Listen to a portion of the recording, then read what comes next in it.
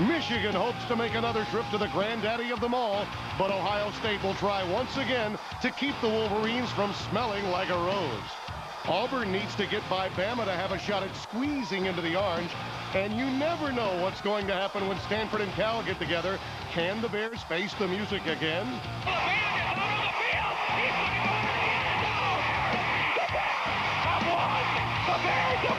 And that's just the start.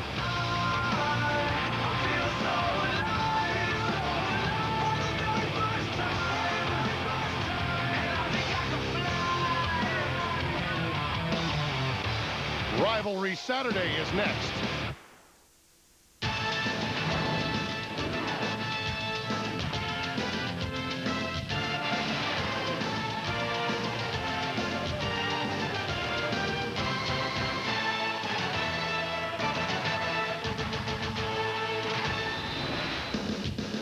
Hello, everybody. I'm Tim Brando, and welcome to TIAA Crep College Football today. It's Rivalry Saturday, and coming up at the bottom of the hour, we've got one of the best in the game, the Iron Bowl. Second-ranked and undefeated Auburn looks to get closer to a shot at the national championship. Meanwhile, Alabama would love to derail the Tigers' chances and fire up this rivalry even more. Joining me, as always, the Iron Bowl is big news, but even bigger news, Spencer, the story out of South Carolina. Lou Holtz is retiring and will be replaced by none other than the old ball coach, Steve Spurrier. Surprise, surprise. Surprised me. This is just up Steve Spurrier's alley. And I think the only difference, as you look at it, between this South Carolina job, of course, and Florida job, was the fact that he had to wait for one and didn't have to wait for the other opportunity. That's just like Steve Spurrier. But he does avoid the embarrassment, possibly by hanging around and getting passed over, kind of like he did Florida. Resumes and tapes acquired. We've got some other action to tell you about right now. More on that topic later. It's Baylor taking on Oklahoma. How about Jason White? Got to ring it up and score big time. That's just the state that we're in with the BCS. Mark Clayton there on the receiving end, 19-yard touchdown. And Adrian Peterson, just give him the Heisman Trophy right now. Agreed. 240 yards, 3 touchdowns today. Outstanding. The shoulder injury. The guy keeps coming back. He's an outstanding talent. Granted, it's Baylor, but it's 35-0, and Peterson has done this like Barry Sanders has done it in the past to win a Heisman Trophy. You look at the BCS standings now, only 3/100ths of a point separate Oklahoma and Auburn. This could be the reason why. Non-conference games, okay? Computer advantage, even with a weakened. The reason? Bowling Green. Check Bowling Green out because they were originally on Auburn's schedule. They had to replace them with Division I AA, the Citadel, and Oklahoma got an addition there. This is why I think Oklahoma holds the advantage in the non-conference game, Timmy. Now, the bell cow wins, as my old friend Keith Jackson likes to say. I give the advantage there into the SEC with LSU, Tennessee, and Georgia, even though most of those influential wins for Oklahoma were on the road. I can't disagree with you. I like those strong, but do not minimize Oklahoma State, Texas A&M on the road. Now, those are big wins. Now, we need to point this out. Joe Castiglione, the athletic director, paid $500,000 to get that Bowling Green game. In effect, he could be buying the computer championship. Well, it sounds crazy, but, you know, Auburn also had another opportunity to ante up a couple of extra $100,000. So they had their shot, too. Instead, they get left with the 1AA team. Moving on, we've got to talk about another great rivalry. Michigan and Ohio State. And the Buckeyes' Troy Smith is going to connect with Anthony Gonzalez here. 68 yards at the old horseshoe, the banks of the old Intenji. Sorry, I got on a KJ tangent there. Chad Henne won half of that freshman combination. I'll tell you, they're smelling roses, controlling their own destiny because of these two. And here's Michael Hart on the back half of that. Had him up 14-7. This is a tandem now. Yeah, Troy Smith takes it in himself. So the story at the break, Lloyd Carr's team always manages to keep it close in games of great influence. Michigan clinches the Big Ten title and a BCS bid with the win. You see the story. Iowa has a chance to creep up when they play Wisconsin a bit later today. Now, Wake Forest is taking on Miami. Statement game for the Canes who need to move up in the BCS standings because, well, Brock Berlin's had a big day. But even though Miami beat Florida State's higher than them in the BCS standings. So even if this held up and Florida were to lose to Florida State tonight, Miami would be left out with that ACC automatic bid. 52-7. We keep it into the ACC. Virginia taking on Georgia Tech. Strong running as usual from that tandem of backs. Well, you got to like him. Alvin Perelman's one half of it, and he's going to show you he can bounce and stretch you on the outside. Virginia, the only problem, though, Timmy, they do not fare well in the month of November. 0-4 with Al Groh. Check this play out, huh? Marcus Hagans is going to scramble around and then finally find his man. It's just a beautiful play. Wally Lundy away from the defense. And that's the other half of the running back combination. So they're not just runners. They're outstanding. But again, Algro's had a tough time in the month of November. Yeah. Chan Gailey's another one of those Jekyll and Hyde teams in the ACC. You look at the standings. Now, Virginia Tech gets to play Miami at their place, so the Hokies have a real stake in this after that impressive win this past Thursday night. But keep your eyes on that Florida State-Florida game because of that BCS situation we were talking about. Tennessee taking on Vanderbilt today. How about Jay Cutler finding Marlon White in the end zone? Vandy trying to make some noise, trailing by 14. Well, I got to give Tennessee credit. You know, they're the beast in the East, and they're playing with injured at skill positions. Give them credit. Tennessee doing well. Tennessee clinches the East December 4th title game with a win today against the Commodores. They get Kentucky next week. Into the, the story of the Boston College Eagles is they're going to be the champs of the Big East as they head to the ACC. Matt Ryan, who replaced Paul Peterson, who left the game with a hand injury, here to Larry Lester, hauling it in for the score. The Eagles with a big lead there. Temple coming, well, they were just so up after that win over Syracuse, they couldn't get it done. Here's the standings. West Virginia had control and let go of it by virtue of that loss to Boston College last week. Well, coming up, we'll tell you about the skirmishes that broke out during the Battle of the Palmetto State between South Carolina and Clemson in Lou Holtz's final regular season game as Rivalry Saturday rolls on. TIAA Craft College Football Today is sponsored by TIAA Craft. Financial services for the greater good.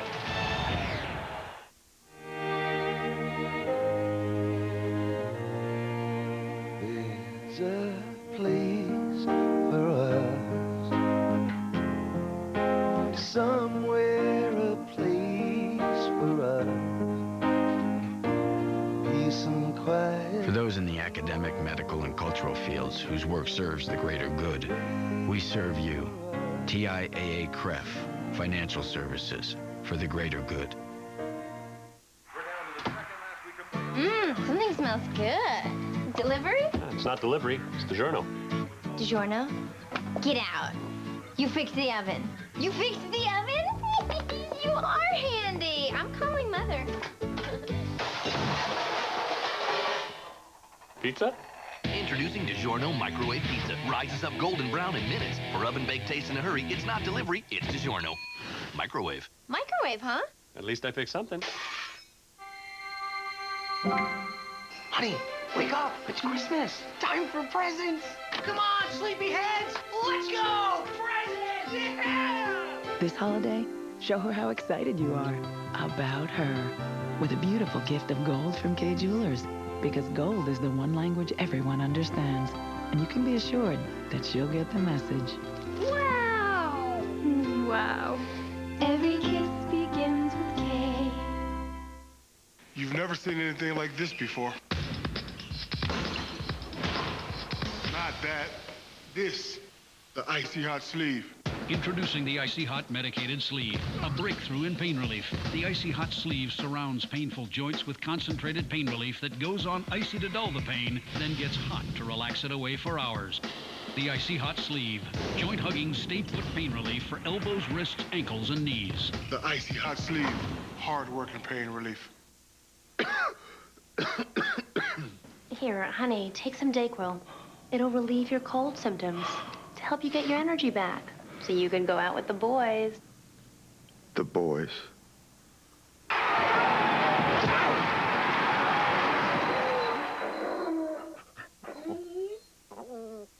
The boys. Dayquil, the non-drowsy, stuffy head, sore throat, coughing, and aching fever, help get back your energy medicine. For sinus problems, try new Dayquil Sinus. More student athletes. The most. More student athletes. Selected academic All-American. More student athletes. The most. More student athletes. Are winning. Are winning. In the classroom. Winning. Where it counts the most. Critics say the new Amazing Race is as thrilling as ever. This is the map. Can you see anything more than I can? The models need to get on target. Leave me alone. The roommates need to get it in gear. She doesn't want to drive a stick. It's not how far they go, but what happens along the way. You're a whiner and a complainer. We're number one. No, we're not. Don't miss a new Amazing Race, CBS Tuesday. There's Auburn head coach Tommy Tuberville exactly 1 year ago today. the Auburn president and athletic director secretly flew to Louisville with the hope of hiring Bobby Petrino as his replacement. What a difference a year makes. Tuberville's Tigers went out and beat Alabama in the 2003 Iron Bowl, and they haven't lost a game since. And we got to take you to a very ugly scene there in Clemson, South Carolina today. We went there expecting to see a football game. An NBA game broke out. Altercation as they had touched the Howard's Rock. South Carolina players came down to meet them, clearly inciting it. Now, on 3rd and 14, Savell Newton showing us some great elusiveness right here. They should have been able to avoid those fights as much as he did on this play. An outstanding 54-yard touchdown reception on the other end, had about 14-7. You know, for the regular season, it's sad that Lou has to go out this way. Here's Merriweather taking it in. Power football. South Carolina, it gets even uglier with 5:48 remaining in the game. And you know what, Spencer? This is sad, yes. But you know what? Most of these kids were up all night watching what happened in Detroit. I had a former neighbor of mine, Charles Barkley, made a statement a while back about not being able to influence young kids. I cannot separate those two. When I see those events on some subconscious level, those guys saw that as permissible, and it spilled over to today. I believe that. Yeah, by the way, where Steve Spurrier is concerned, the replacement for Holtz, who has maybe coached his last game, although he will have a bowl opportunity. Earlier today, there he was at the North Carolina-Duke game, where they honored his '89 ACC championship game. The Spurrier situation materialized in Columbia quickly and dramatically because of 3 reasons. The first and most important is Lou Holtz, who has a strong personal and professional tie with Spurrier. This is a chance for Lou to preserve his legacy at South Carolina. Second, there's Spurrier spite. When Florida called and said, "You're a candidate," Spurrier said, "Your trophy case is my resume." I think not. And lastly, the South Carolina fan base is realistic, given the school's lack of a winning tradition. The old coach did bring them respectability. The old ball coach could take them over the top. You know, I mean, I really believe that. This is a very good move on the part of Mike McGee and the South Carolina. I think it's a brilliant move. This is a perfect case study. If you're Penn State or any other program that finds yourself in the precarious situation of having to replace a legend, this is what you need to do. Leverage the legend while he's still there if you can, and then you bring in your replacement and insert him here. The tandem of Steve Spurrier and Lou Holtz, man, that's a 1-2 combination. Yeah. Timmy, that's hard to beat. You know, the only people that are upset about this are Florida fans. They're either mad at Bernie Matchin, their president, Jeremy Foley, their athletic director, or Steve Spurrier for spurning both of those guys. It's a great day for the SEC in college football to have him back. You bet. It's going to cut both ways, too, for the folks of Florida. Not only are they concerned about what they do successfully, but every time they look at South Carolina and see success there, and you know what? Come to think of it, what if he hired Ron Zook as his defensive coordinator? Just a thought. Evil. Very evil of you to even be thinking that. All right, Mississippi State's Sylvester Croom, his last home game for those seniors. They're thumping Arkansas, a favorite in this game, 14-3. Imagine they could have 4 wins with a loss to the Maine Black Bears. North Carolina and Duke, it's now 33-17. Chad Scott over 100 yards on the ground. The old Oaken Bucket is going to go Purdue's way. Kyle Orton, a career and school record 522 passing yards, 6 touchdowns. And, hey, Taylor Stubblefield, he set a Division I-A career receptions record on his way to the Biletnikoff with 309. The Fighting Illini of Ron Turner trying to get off the schneid and win a second straight Big Ten game, but Northwestern fighting back. It's now tied at 21. The big story today, of course, in Nittany Lion country is, could it be maybe Jopa's last game? A little tough love for Zach Mills. Then he decides to call his own shot. You know, he made the front page of the New York Times today, did Paterno. It may be a question of who, not when. Yeah, but he wants to name the replacement, and that's what they don't need. Recruiting was their problem, and the replacement's not going to come from inside. Conventional wisdom is Tom Bradley, the defensive coordinator, might be the guy when and if Jopa steps down. Now, the story in the circumstances surrounding this year, in 1912, the Titanic went down and the Red Sox were the kings of the baseball world. You remember that? Not those Red Sox, these Red Sox. A few other things happened in 1912, including New Mexico and Arizona adding the 47th and 48th stars to the flag. And it was the last time that an Iowa State football team won a division or conference title. Today they faced Kansas State, looking out for all of those Big 12 icebergs in the North Division. Todd Miller was on the receiving end there, making that play happen. It could be Dan McCarney's year. Hey, if you rebuilding year of all years. You win the Big 12 North. He deserves a big job outside of Ames if he can win this year and play Oklahoma in the Big 12 championship game. And they have the inside track if they can come back and win this game. Kansas and Missouri, it's now 21-0. The story in that matchup, the Jayhawks' Mark Mangino. Why? Well, he's recovering from a very tough week. He was publicly reprimanded by the Big 12 and fined $5,000 for suggesting that officials deliberately tried to influence the outcome of his team's game against Texas last Saturday. You know what this is all about, don't you? That's right, BCS. That's what made a difference today in the game. That's what made a difference in the call in front of their bench. Dollar signs. You know, he made the obligatory statement to say, I'm sorry, but he was not out of control there. I think he meant them. In some respects, it's refreshing that coaches are beginning to get it, but their frustration is really coming out. I think the system is what is indictable here. You're looking at Tommy Tuberville. He was one of the coaches. Bob Stoops, of course, and Urban Meyer all had comments relative to the BCS and its lack of ability to define a champion, or at least a scenario that leads us to it without any some controversy. I think the system is a failure because of it. Well, let me just say this. I think Stoops went over the line when he basically implied that Trev Alberts and Mark May had an agenda for their particular employer. That's indicting the integrity of those guys. People that do what we do, he was out of line. I disagree. He didn't make the rules. I mean, he didn't name names. He didn't say anyone. What Bob Stoops did is basically respond to a system that demands that type of response. Don't force coaches into being politicians. You make the system work for you, and that's exactly what he did. Well, I won't deny that the system smells, and that's really what brought it out. You're right. When we come back, we'll preview our game, Auburn and Alabama, plus take a look at the game, Harvard and Yale, as Rivalry Saturday continues. Why can't everything be as simple as a hot dog? I mean, take coffee. Used to be simple, but it ain't simple anymore. Cappuccinos, mochachinos, half-calf decafs with a splash of vanilla. Hey, I got an idea for coffee. How about black? And if I feel like getting crazy, I'll add cream. Nope, I like things simple, like a big, plump ballpark Frank. Oh, and if I want to mix things up, I'll toast the bun, thank you very much. Ballpark Grill Master Franks. Be big, be meaty, be frank. This is titanium. Strong, long-lasting, durable, and only Remington brings it to you in the all-new titanium shaving system. Designed for closeness, comfort, and to clean itself automatically. Any way you slice it, it's extraordinary. Shave after shave. Remington Titanium. It could just make all other shavers obsolete. And for her, the Remington Smooth and Silky, America's #1 women's brand. You've waited, you've dreamed, and now it's finally back.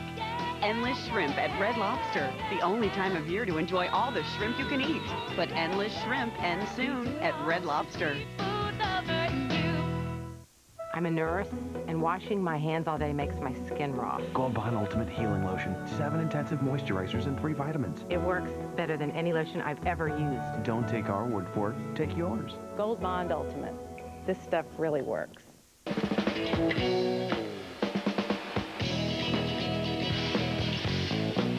I went from Phoenix, Arizona, all the way to Tacoma, Philadelphia, Atlanta, LA. Northern California, where the girls are warm, so I could hear my sweet baby say. Wrangler 5-star relaxed fit premium quality denim. Wrangler, real comfortable jeans. There's a place for us, a time and place for us.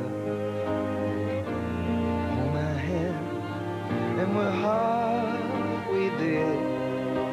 For those in the academic, medical, and cultural fields whose work serves the greater good, we serve you. TIAA CREF, financial services for the greater good. For complete college football coverage with lightning-fast scoring and play-by-play for all top 25 college football games, go to CBSSportsline.com. Coming up next, a marquee matchup on Rivalry Saturday, Auburn and Alabama. For an Iron Bowl preview, here's Tracy Wolfson with the Ballpark Franks Tailgate Report. The Iron Bowl, one of the most heated rivalries in all of college football. And things are heating up out here as the fans get in some last-minute tailgating before heading to Bryant Denny for a battle of bragging rights between Auburn and Alabama. We have to win this game. You know, there's a lot of pride going to the team. Houses are divided in the state of Alabama about the Auburn and Alabama rivalry. It's got to be the best rivalry in the country. It's not close. It's not a fun game for the coaches, but it is for the fans and the players. They really look forward to it each year. You can throw all the paper out the window. You can throw all the leads, all the riders, all the expectations of the game. They all throw out the window. It's all going to come down to who wants it more. It's a big one. When I grew up watching, all the great games that have been played, the Bo Jets and this kind of players that done played in this rivalry. People in this state like to brag. That's one thing I learned when I got here. They like to brag, whether or not it's Alabama or Auburn. So after this game, there's going to be some bragging going on. The 69th edition of Auburn and Alabama coming up next. Thanks, Tracy. And for more information on how you can win your own tailgate party at the end of the season, go to cbssportsline.com. The real story for Alabama may be the residue, the layover effect from what happened in that LSU game with Corey Webster's non-call in that match. I talked to Mike Shula, Alabama's head coach, about that non-call. It was clearly, in my opinion, a defensive interference. The push-off here, you'll see it, indisputable. Yeah. What it did, it caused them not to be able to flip the script. Maybe 3 points automatic. At the end of the day, how do they respond today? That's a big question. And here's the other pressing issue for Bobby Gadsden.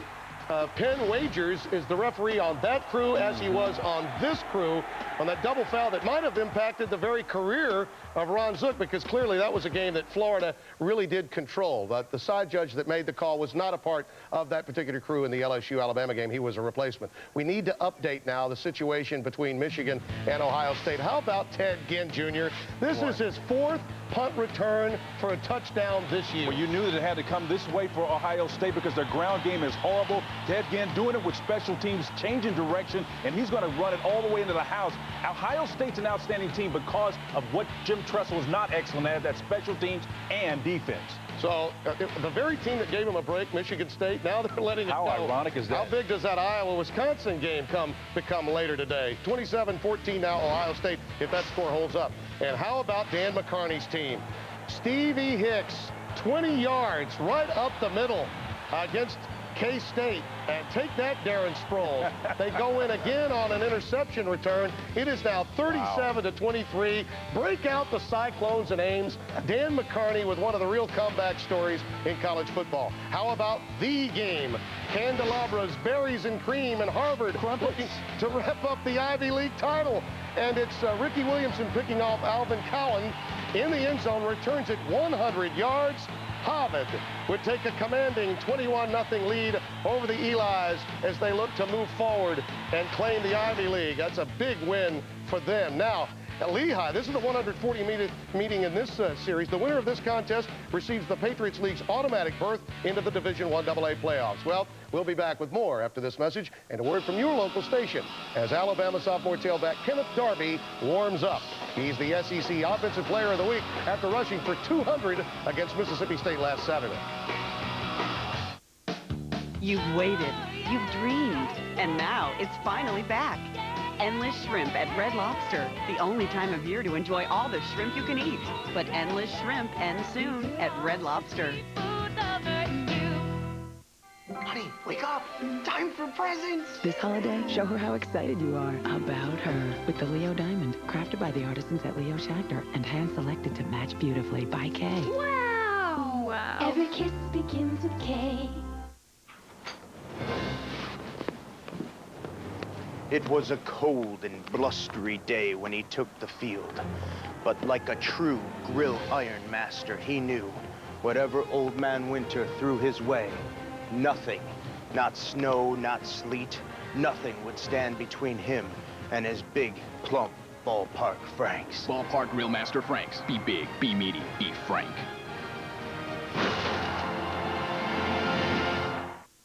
Win a trip to the Sun Bowl with the Ballpark Franks Tailgate Challenge. Register to win this fabulous prize at cbssportsline.com. Get the party rolling, and hopefully you'll be ringing in the new year at the Sun Bowl. A night of sex caught on tape. Will it send these boys to prison tonight?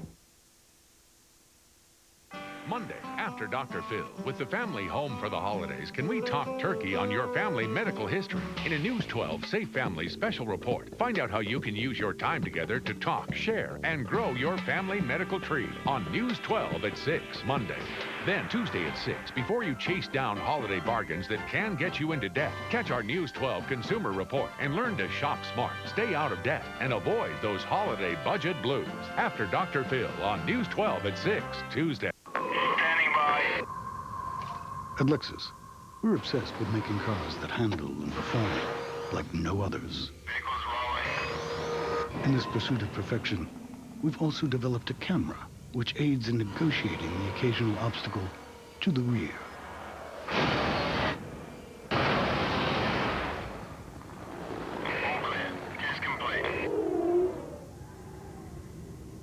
See Lexus of Chattanooga. Who picked this place? I'm not sleeping on the floor. What's up, ladies? Dude, leave the door open. Look at you.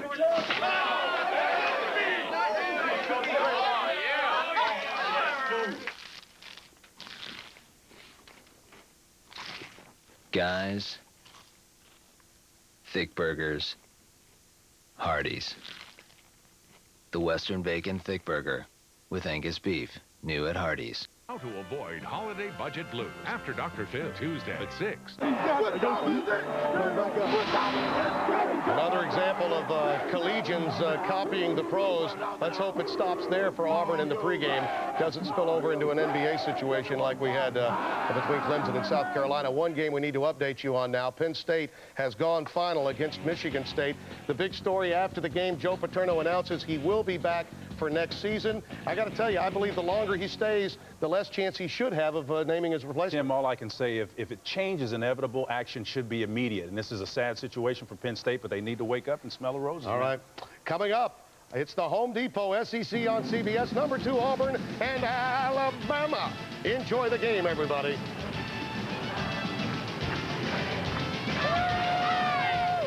The Home Depot SEC on CBS is sponsored by DiGiorno,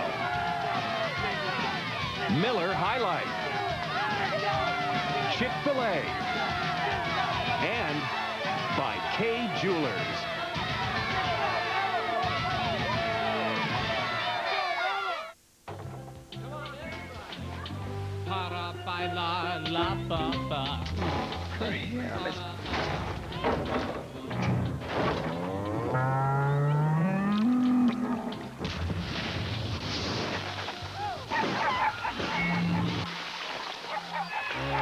Introducing the new char-grilled chicken sandwich from Chick-fil-A. Rebuilt from the wheat bun up. Add a refreshing Dasani water, and it's this year's biggest splash.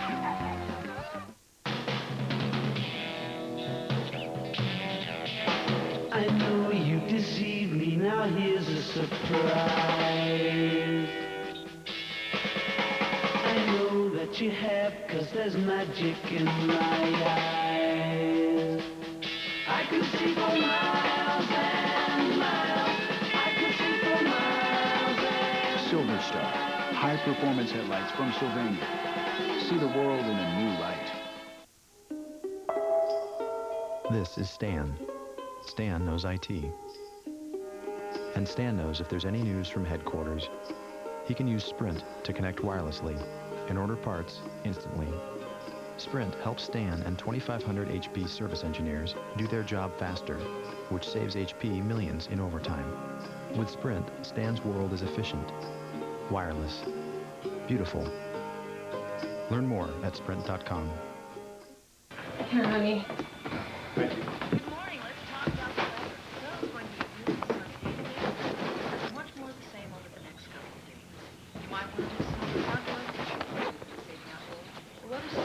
Okay, here's your ticket.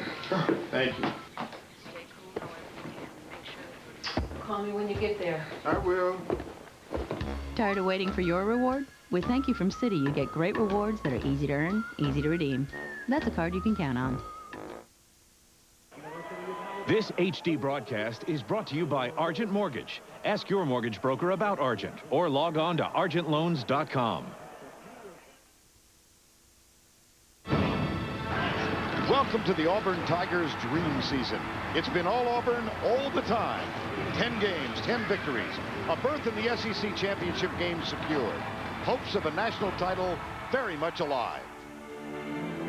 But there is still the matter of some unfinished business. A nasty little showdown with cross-state nemesis Alabama.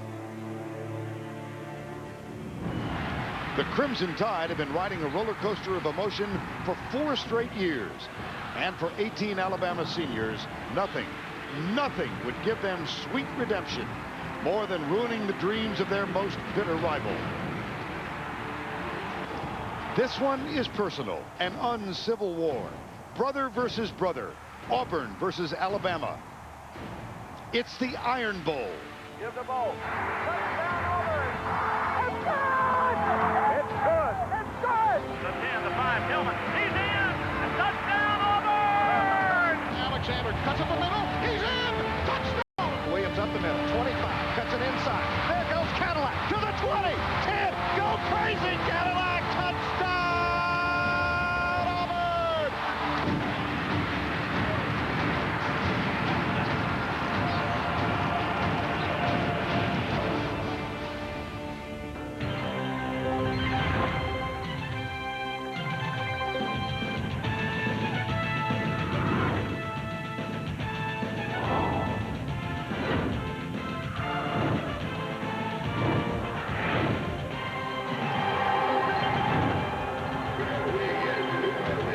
Welcome you to the Home Depot SEC on CBS from Bryant-Denny Stadium on the campus of the University of Alabama. Senior Wesley Britt, one of 18 to be introduced in his final home game for the Crimson Tide. And to run the ball out, one of the great legends in the history of this sport in this place, Joe Willie Namath.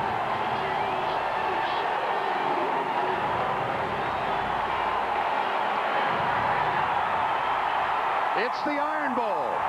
It's Auburn, undefeated. It's Alabama with a 6-4 record.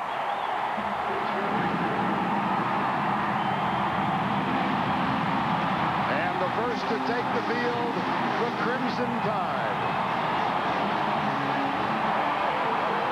Simultaneously, because he said he's superstitious, Tommy Tuberville leads the undefeated Auburn Tigers onto the floor of Bryant-Denny.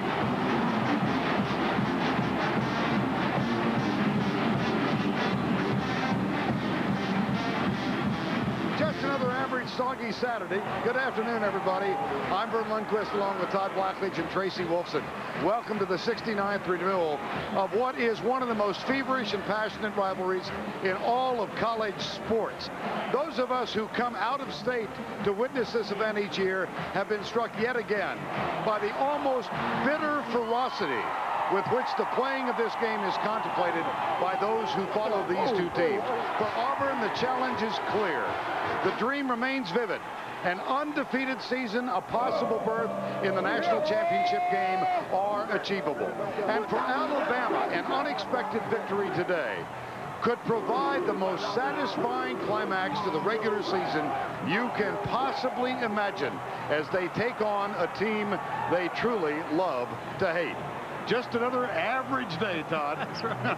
Well, you know, the one thing about this game, the last 6 years and 20 of the last 25 Iron Bowls, the team that has won the rushing game has won this football game. And we have got 3 outstanding running backs to watch in this game. You got to start with the dynamic duo at Auburn, the 2 seniors, Carnell Williams and Ronnie Brown. Carnell last week against Georgia, 101 yards rushing, also added 77 yards as a punt returner. Ronnie Brown chipped in 51 yards rushing, but more importantly was the team's leading receiver, 7 catches for 88 yards. Now when you consider what Kenneth Darby has done at Alabama, it's almost more impressive because they have the worst passing offense in the SEC, and he's carried the ball more times than any back in the SEC. Still, he's averaged over 100 yards a game. All 3 of these guys will play an important role in the outcome of today's game. A lot of folks down on the sideline, most of them in uniform, but the most important for us, is our colleague Tracy Wolfson. Tracy? Thanks, Vern. Alabama head coach Mike Shula brings a unique perspective into this game. He experienced it both as a player and a coach. He said when he was a freshman, he remembers it took him no time to realize just how big this rivalry is. Shula started 3 Iron Bowls as a quarterback. The first 2 he won. The third he'd like to forget about. But he said that is not possible in this state. And he reminded his team of that this week. He said, here in Alabama, you are remembered by how you play in this game. Vern? All right, Tracy, thank you. Auburn won the coin toss. They deferred the option to the second half. It is soggy, as we said. The rain remains in the forecast throughout the afternoon, but a pleasant afternoon, 62 degrees, so not cold at all. 69th renewal. They've met every season since 1948. There was a 41-year hiatus. Auburn has never lost in the 4 previous games played in Tuscaloosa. The first game here, 1895.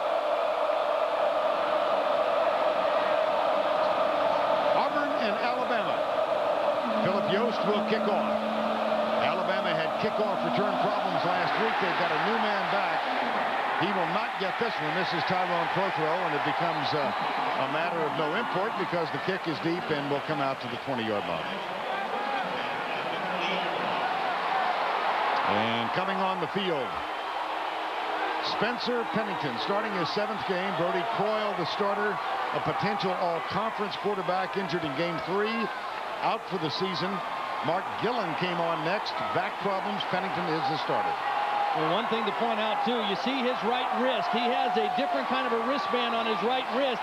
Spencer Pennington banged his wrist on a helmet yesterday in their walkthrough practice. It didn't seem to affect him during pregame warm-up, but we'll have to keep an eye on it. Here's Kenneth Darby, number 34, and there is a flag.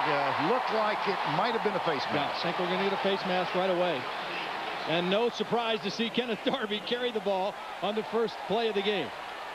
Steve Landis is the referee today. A face mask against the Auburn Tigers.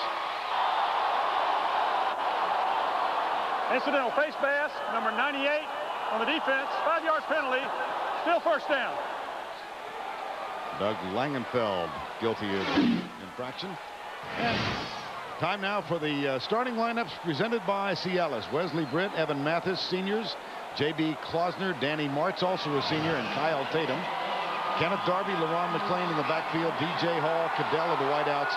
And the 3rd string tight end, numbers 1 and 2, both injured and will not play in the game. So Trent Davidson gets the start.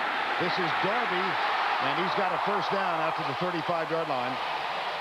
Junior Rosegreen with the tackle, and he is a stellar part of an outstanding Auburn defensive unit that yields just over 9 points per game. Langenfeld, Jackson, Ratliff, and Edens up front.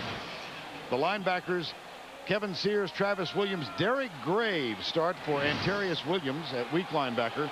Pitts, Rosegreen, Will Herring, and the All-American Carlos Rogers in the secondary. There's a handoff to McClain after the 36-yard line. And this Junior Rosegreen, a part of this defense. Look where they rank, Todd. Absolutely outstanding job. They're not an overly big defense, particularly inside, but very fast. Playing without one of their normal starters, as you mentioned, Antarius Williams was the starting will linebacker, out with that wrist injury. So I have to keep an eye on that position, but a very, very fast defense. The one place where Alabama might have an edge is running inside. They've got to get a push inside to have success running the football today. 2nd down and 9, and Pennington will throw, goes left. Nice start for Spencer Pennington, very important. They give him a safe, sure pass. High percentage. He's a kid that, again, has not played much here. He's still learning as he goes, and he's a kid that plays with a lot of emotion and a lot of energy. So for him to get off to a good start early, very important. Good safe throw to the sideline. Cadell had 2 big catches last week in the game against LSU, and very important for Alabama to play well early because this Auburn team has absolutely smoked most of their opponents in the first quarter and the first half of games this year. High formation, play fake. Pennington Wants a bunch, goes deep, and he's got a man open. Can he get there? Keith Brown got the ball. That's an Alabama first down at the 14-yard line on a 40-yard pass. And they went right after the All-American, Carlos Rogers. You would expect Alabama maybe to challenge the other side. They went right after Carlos Rogers with their speediest receiver, Keith Brown. It's raining, the field a little slick, and Carlos Rogers lost his footing on the double move, and another nice throw by Spencer Pennington, who is 2 for 2 and has Alabama in the red zone. And a wonderful diving grab by Keith Brown, his 13th catch of the year. Oh, Prothro in, bad snap. Gets a lucky bounce, and here's Prothro in jail. They put him in once or twice at quarterback, and that one is a huge loss. Very costly time for that to happen. They've put him in for 3 snaps at quarterback, but all 3 have been under the center. This is the first time they put him in the shotgun, and J.P. Klausner snaps it right over his head. Prothro much shorter than Spencer Pennington, but Tyrone could have been about 7 feet tall and wouldn't have gotten that one. And what a break for Auburn. There's Shula. You can understand the anger because you don't get that many shots with him in the backfield. On 2nd and 26, here's Darby. Boy, he's nice got a knack. weaving run. He's yes. got a real knack for just falling forward, and he always gains a couple yards. He stays in behind his blockers really well. And what we saw right there is what Auburn's going to do all day. They had a run blitz on to get extra guys in the box. And Kenneth Darby, when there's extra guys in there, he just has to make people miss. And he did that. Now you see what Auburn has done in the first quarter, 109-9. Well, they dominated in every quarter except the last, and they've still got a 17-point edge there because they've got a history this season of such comfortable leads. Here's DJ Hall on 3rd down, and a very moderate gain that'll set up 4th down. Kevin Sears with the tackle.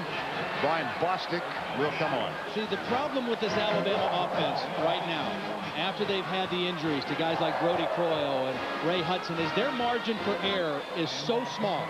They cannot afford to miss opportunities. When they got the ball inside the 20, they can't afford to have that snap over the head. They don't have enough talent offensively to overcome those things.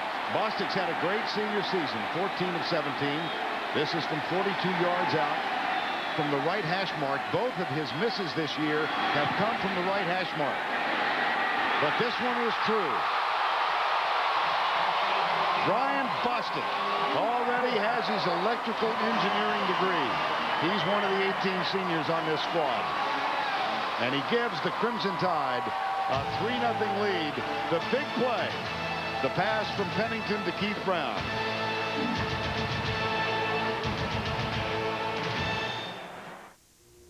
As any military man worth his salt will tell you, the choice of artillery will vary from operation to operation. Consider a daylight maneuver with a strong civilian presence. Here you'll find the manual calls for a lighter ordnance. Mission accomplished. Sometimes the light way is the right way to live the high life.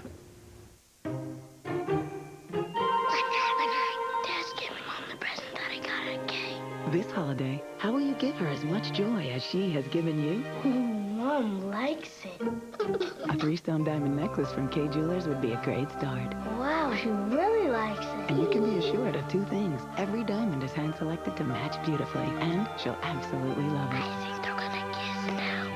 I think you're right. Every kiss begins with K. Something smells good. Delivery? It's not delivery, it's DiGiorno. DiGiorno? Get out. You fixed the oven.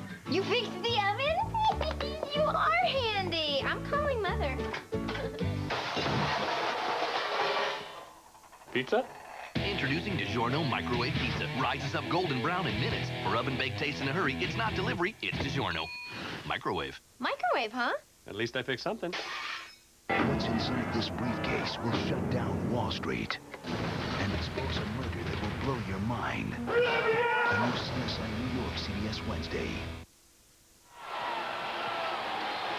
Alabama on the board 3-0. Let's go back to the big play, the 40-yard completion. The receivers are going to cross, and the inside receiver is going to occupy these two Auburn defenders. That's going to leave Keith Brown working on Carlos Rogers one-on-one. Good play fake by Pennington, the slip by Rogers, and this was good for a lot of different reasons for Alabama. Number one, they got on the board first, and for Spencer Pennington to start the game 3 for 3 and to hit a couple throws down the field, do nothing but really bolster that young man's confidence. Jamie Christensen will kick off. Carnell Williams to your left. Devin Aromashadu to the right as you look at it. Here's the kick. This will be Carnell Williams. Picks it up at the 5-yard line on the bounce. Nice move to the outside. Nice move to the inside. First down at the 31. Marcus Carter with the tackle. Here comes Jason Campbell, 5th-year senior out of Taylorsville, Mississippi, having a wonderful final year. How far has Jason Campbell come? Here's just one indicator. The Davey O'Brien National Quarterback Award, when the preseason watch list came out, there were 42 guys on it. He was not. Every other returning quarterback in the SEC was on it except Jason Campbell, but now he's one of the 12 semifinalists left for the award. On first down, they loaded up to the right side. One man in the backfield, that's Carnell Williams. Draw play to Williams. Nice defense. He stopped, no gain. Talk about nicely filling the gaps. Let's check this Auburn offense under the leadership of Jason Campbell. Offensive line, McNeil, Grubbs, Ingle, Danny Lindsay, and Troy Reddick. In the backfield, 2 of the 8 Doak Walker semifinalists. Ronnie Brown and Carnell Williams. Aromashadu, Taylor. The tight end is Cooper Wallace. It is 2nd down and 12. Blitz threatened. Blitz coming. Campbell goes left side. Knocked down by Mark Anderson. Well, that was a zone blitz because they brought the blitz inside, and Mark Anderson's a defensive end, and he dropped into coverage. Well conceived. Here's Anderson, and here he's going to drop as the linebacker blitzes, and he almost comes away with the interception. Blitz the linebacker, drop the end. Well conceived defense that time, and they almost came up with the turnover. 3rd and 12, and a footnote for you. The Auburn Tigers have yet to punt on their opening drive in any game this year. They've scored 8 times. They've fumbled twice. Another footnote, Alabama leads the SEC in 3 and outs. 64 coming into this one. It's 3rd and 12 here. Blitz again. Campbell back. Steps up. Goes deep right side. Man open. It's too tall. Auburn will have to punt as Anthony Mix cannot make the catch. Simeon Castile was defending. For the first time this season, the Tigers will punt on their opening drive. And again, this Joe Kynes-led defense, the coordinator at Alabama, they were ridiculed. He was ridiculed last year. The defense gave up a ton of yards. This year, it has been all the same players, but completely different results. One of the very best defenses in all of college football. Cody Bliss will punt. Tyrone Prothro is back. And here's Prothro. Gathers it in at the 21-yard line. Goes left. Good field position to the 46. A 25-yard return. A 50-yard punt. And that's big for Alabama coming into the game, 9th in the SEC in punt returns. They've been really good on kickoff returns, but only about 6 yards per punt return. That's a big return, and field position huge in this game for Alabama. They've got it in a good position to start on their 2nd offensive possession.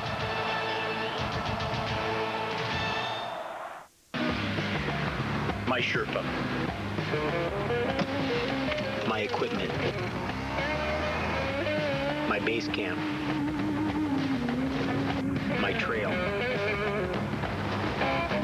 Oh, my Everest. And my favorite part, the descent. My life takes me to the edge. My card always goes with me. You've waited, you've dreamed, and now it's finally back. Endless Shrimp at Red Lobster. The only time of year to enjoy all the shrimp you can eat. But Endless Shrimp ends soon at Red Lobster.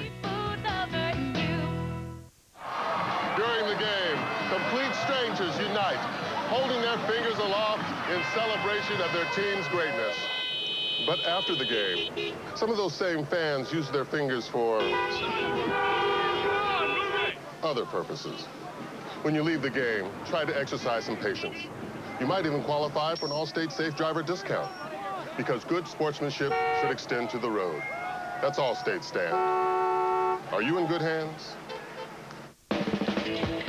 Stronger denim. More comfortable, relaxed fit. Wrangler 5-star premium quality denim. Wrangler, real comfortable jeans. In 1953, the fear of communism swept America. Better dead than red. But did one man's beliefs cost him his life? It's time for the truth. Cold Case, CBS Sunday.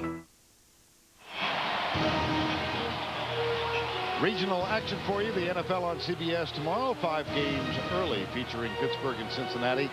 2 late, Miami, Seattle, and San Diego at Oakland. And it all begins with the NFL today. Tomorrow, 12 noon Eastern time on CBS. Darby out. Aaron Johns, number 28, a freshman from Thomasville, Alabama, in a tailback. He carried it one time last week against LSU, and he fumbled, but they ruled him down. They have to give Darby a break. 71 carries in the last 2 weeks. They've got to keep him rested for the 4th quarter. And Johns gets the handoff on the draw play, maybe 2 yards at left guard, as Doug Langenfeld roams over and makes the stop. This is Aaron Johns. Saw action in the season opener and then was kind of quiet till mid-season. They thought perhaps they wasted a year, Aaron Johns, but then Ray Hudson went down. They've had so many injuries. The starting tailback, and Darby's getting a rest right now. And Tim Castile was the next tailback. He would move over from fullback, but when he got hurt in the Tennessee game, Aaron Johns had to take on a much bigger role. Here's Johns, left side. Almost broke the tackle. He does get to the 50-yard line. 3-0 here. Let's go back to New York and check in with Tim Brendan. Tim? Vern and Todd Vanderbilt making it close against Tennessee as they try to clinch the SEC East. Here's Jay Cutler to Dustin Dunning to make it 38-33. Clock is winding down. Tennessee with the ball, and they will clinch the East, it appears, but only by 5.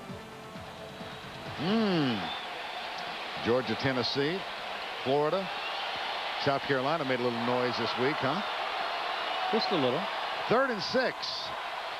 Pennington out of the shotgun. Klausner snaps this one back. And Pennington goes left side. Has Prothro. First down. And that's Derek Graves, the new linebacker that's in there for Antarius Williams, who was in coverage. It was zone coverage, not man-to-man, but again, Derek Graves not used to playing nearly as much in there as Williams. Good protection. Pennington with his 4th completion of the game, and a big first down for Alabama.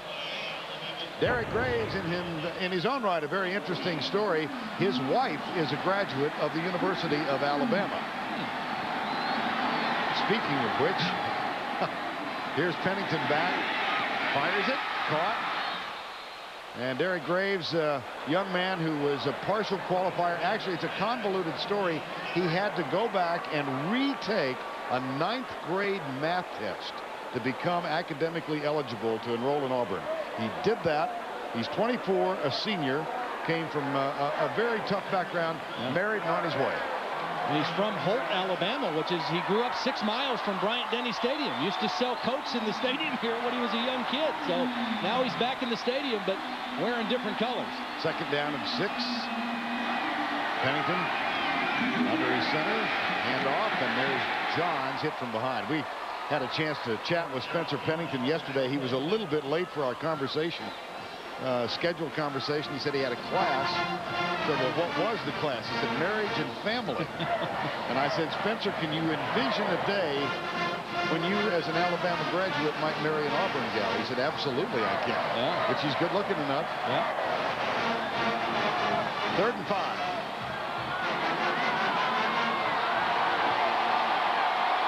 Very important for Spencer Pennington to make good decisions in the game. Turnovers they cannot afford against a team as good as Auburn. Hand off right side. There's a flag down, and so is Johns. No gain on the play. We'll see about the penalty. Will Herring, number 35, makes the stop. I made the point earlier about field position. That is such a big part of Alabama's game. Because they're limited offensively because of their injuries and their inability to throw the football very effectively, and how good their defense has played this year, they have to play the field position game. So they're going to be a little bit more conservative. They're not afraid to punt the ball and try to help their defense out by pinning the opponents down deep in their territory. And again, the worst thing that can happen is turnovers and give Auburn the short field. They've got to make Auburn today play on the long field, drive the ball 80-plus yards Illegal to score. formation on the offense. Number 11 was not on the line of scrimmage. Penalty is declined. 4th down. Well, Steve Landis, our referee. The penalty declined. Landis in his final regular season game as an official, retiring after 12 years as one of the referees in the SEC. So the penalty declined. 4th down, and Bo Freeland will come on. And I'm thinking back to our conversation with Dave Rader before the Arkansas game a month and a half ago. There is nothing wrong with a punt. And Bo Freeland's strength is hang time. And this is one where he's got to just get the thing up in the air and hope his guys can get down there and surround it inside the 10-yard line. And keep it out of the hands of Carnell Williams. Oh, that's very, very high. This one's going to be quite effective. And Carnell Williams gets out of the way, but it does take an Auburn bounce back near the 20-yard line. It's not quite as effective as I thought it was going to be. Well, it had the right height, just the wrong bounce. 16-yard punt. Auburn gets the ball for the second time. They trail by 3.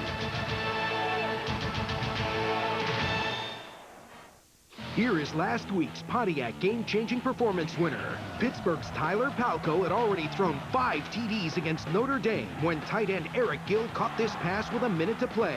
Gill rumbled 36 yards to set up the Panthers' dramatic game-winning field goal.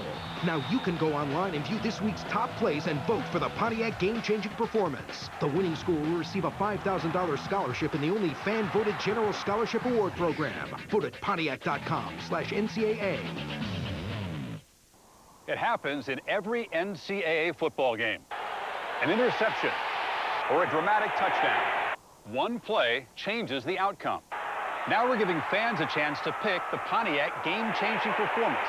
Each week you can go online at Pontiac.com/NCAA. See the 5 biggest game-changing performances and vote for your favorite. Then come back on Thursday to see which school will receive a $5,000 General Scholarship contribution from Pontiac. Hey, what's the story? No room. But this is our place. No room. There's a spike in traffic. Scalability issue. They should add seats. Or tables. Or hire more waiters. Build a bigger kitchen. It's an on-demand world. Why not just add capacity? Like with our servers? That's what we would do. Do you guys ever talk about anything but servers? No. Expand on demand. IBM eServer X Series with Intel Xeon processors. Coast-to-coast collisions. Miami heads to Seattle. The Jets collide with Cleveland. And Pittsburgh looks to continue their amazing run against Cincy. Sunday on CBS. Alabama held Auburn, forced them to punt on the first. 3 and out. They're 65th of the year. And here is their defensive line. Bates, Griffin, Clark, and Anderson. The linebackers, Roach, Wortham, and D'Amico Ryans, and the secondary. Ramsey Robinson, Roman Harper, Charlie Peppa, and Anthony Madison. All of them led by Joe Kynes, defensive coordinator. And wouldn't you know, this second possession, now they're going to their 30 look. Only 3 defensive linemen, 3 linebackers, and 5 defensive backs in. They really like this 30 package as a changeup. Campbell out of the backfield. Mark Anderson was there to make the stop. His second big play of the early going. When we talked to Tommy Tuberville and offensive coordinator Al Borges, they told us that this is the best defense that we've faced all year. There's no question. They're fast. They play hard. They love to play the game. And as you look at their improvement from last year to this year, a lot of the same guys, the same coaching staff, but they're just doing their job so much better. And a moment ago, Kenneth Darby into the locker room. So perhaps that was, we don't know yet. Tracy Wilson is checking on his status. Well, he had a left ankle problem coming into the game. He didn't practice at all this week. And timeout has been called by the Auburn Tigers. They lost 6 in the last play. It's 2nd and 16. We come back.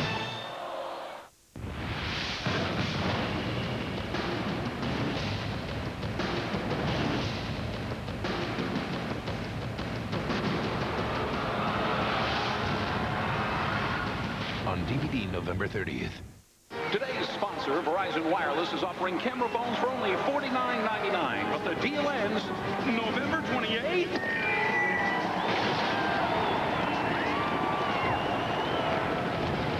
It's the holiday kickoff sales event. March into a Verizon Wireless store to get a Motorola camera phone with mobile web and speakerphone for only $49.99. But you gotta hurry. The holiday kickoff sales event ends November 28th. Good. Verizon Wireless. We never stop working for you.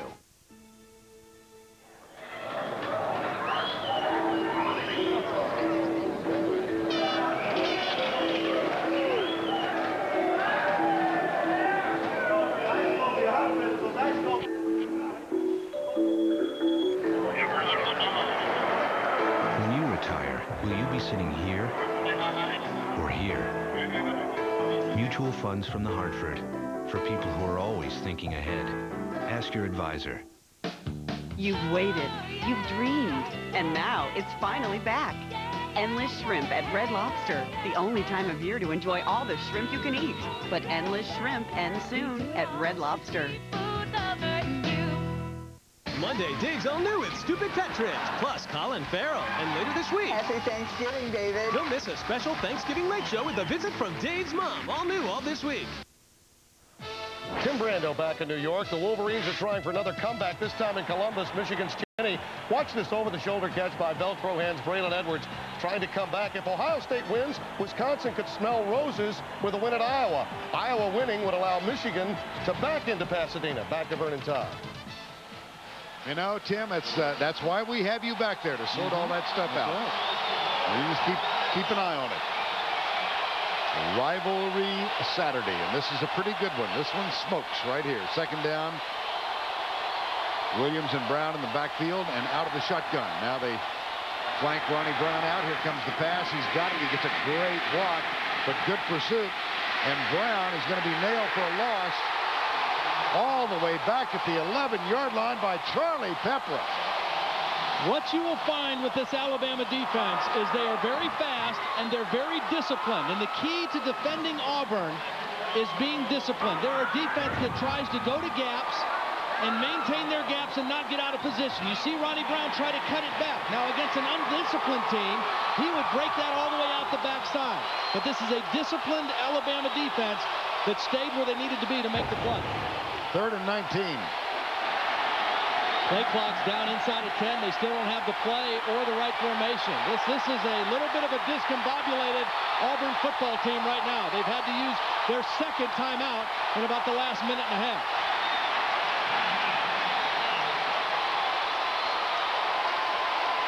This represents a great start for Alabama.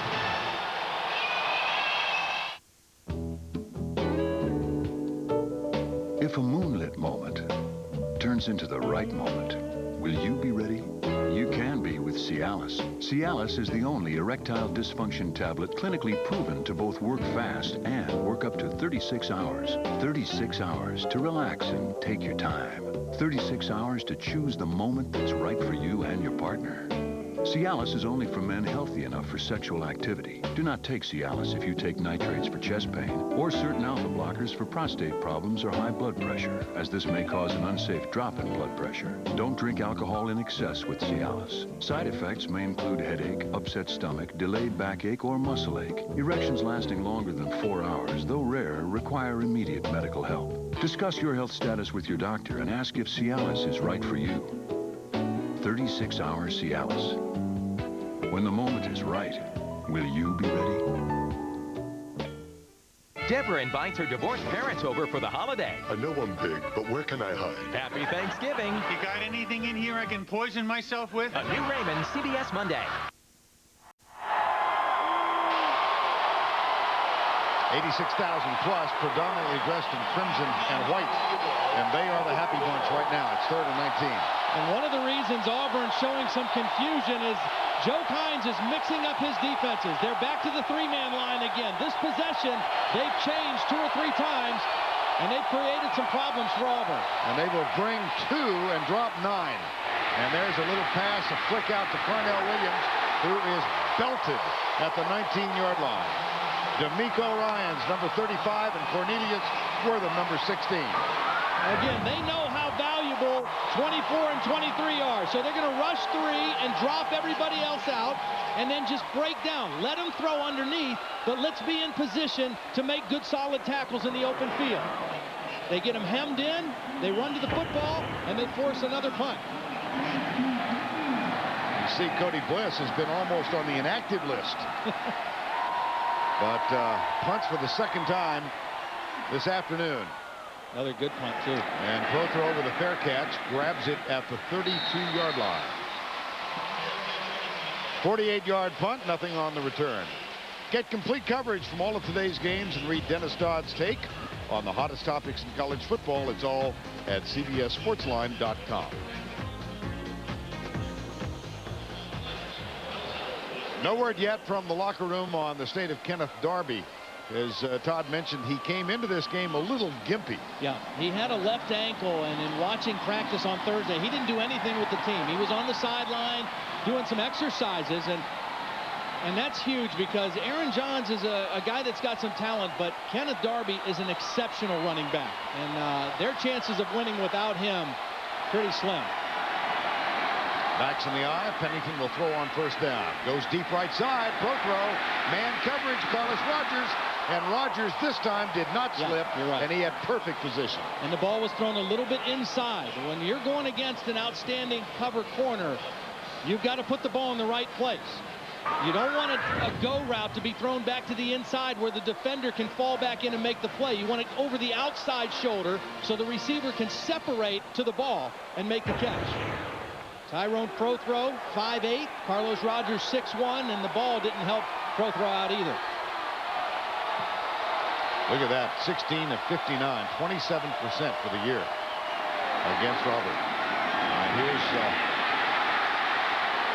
Aaron Johns heading to the left. It'll bring up a third down. The big game out on the West Coast. Here's more from Tim Brando. Right you are, Vern. Cal's Aaron Rodgers hits Robert Jordan here, 29 yards. You know, they're propped up more by their loss to USC than anything else. 7-0. If Cal wins today, it'll be their first undefeated season at home since 1950. Back to Vernon Todd. All right, Tim, thank you. And on the sideline, Kenneth Darby has returned from the locker room. What do you think people in this state think when they hear Cal Stanford being called the big game? Here's a toss to LeRon McClain, the fullback. He's another of the gimpy running backs for this Alabama team. Montavis Pitts, number 19, with the tackle. We go down to Tracy Wolfson. Thanks, Vern. Actually, they took Kenneth Darby to look at his stomach, not his ankle. They said he had some sort of stomach injury. They won't tell me anything more. They're kind of giving us the runaround, but if I get any more information, obviously I'll bring it to you. All right. Thank you, Trace. Kenneth Darby jogging the sideline. Another big opportunity for Bo Freeland. He has to have a big game for Alabama to keep field position advantage. Good one right here. Nails it. Carnell Williams. Little hesitation. Look at the downfield coverage. It was terrific. Here comes Williams. There he goes. What wonderful special teams coverage for the Alabama Crimson Tide. And what they did, again, last week, Carnell, a couple big punt returns against Georgia. You get the high kick. And now watch the Alabama guys, when they run down here, watch them all break down into good football stances and just hold their position. Don't get out of your lane, break down, make him go sideways, and then at the right moment, close in for the kill. I mean, that is excellent discipline on the punt coverage team. And field position, look at this. Auburn at the 9-yard line. Jake Slaughter is in at fullback. Here's the change of play.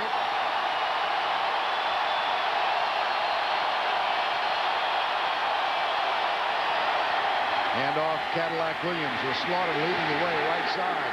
Good pursuit. There was Ramsey Robinson, number 17, to make the tackle. Ramsey Robinson, sophomore from Huntsville, Alabama. The average start for Auburn, their own 21. Yeah, and that, you know, you see that and say, well, it's only a difference of 11. But in a game like this, with the limitations that Alabama has offensively, that's huge. They've got to play to their strengths, and their strength is their defense. Second down 5. Slaughter's still in. He's the fullback, caught to the left. Silas Daniels starts in motion, number 85. Play fake, Campbell. Good play fake. Looks downfield for his tight end. Has to settle short for a Romer Shadu, and it is incomplete. 3rd and 5. Now Carnell Williams, Offensive Player of the Week after the brilliant game he had in the win over Georgia. 101 yards rushing, caught 4 for 20, threw a touchdown pass, and had 4 punt returns. But today, look at the numbers. 24. Alabama knows who 24 is and what he can do.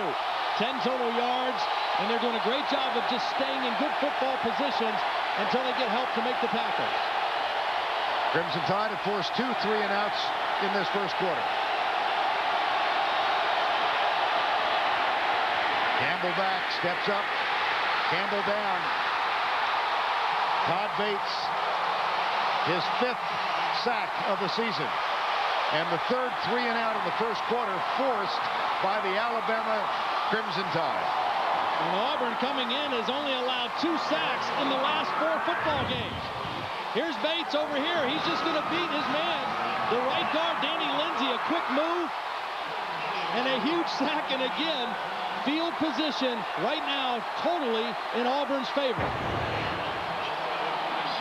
Cody Bliss to punt for the 3rd time, with 45 seconds to go in the opening stanza. Not that effective. See what the bounce does. Prothrow. Still going. What a block he got.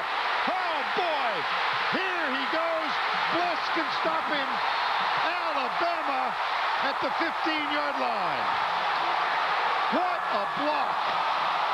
Matt Ragland, a wide receiver who is slow getting off the field, but what a block. He sold out to help Tyrone Prothrow. And what a great decision by Tyrone Prothrow to catch it off the bounce. He gets away from Carlos Rogers, and then Ragland lays out Carlos Rogers.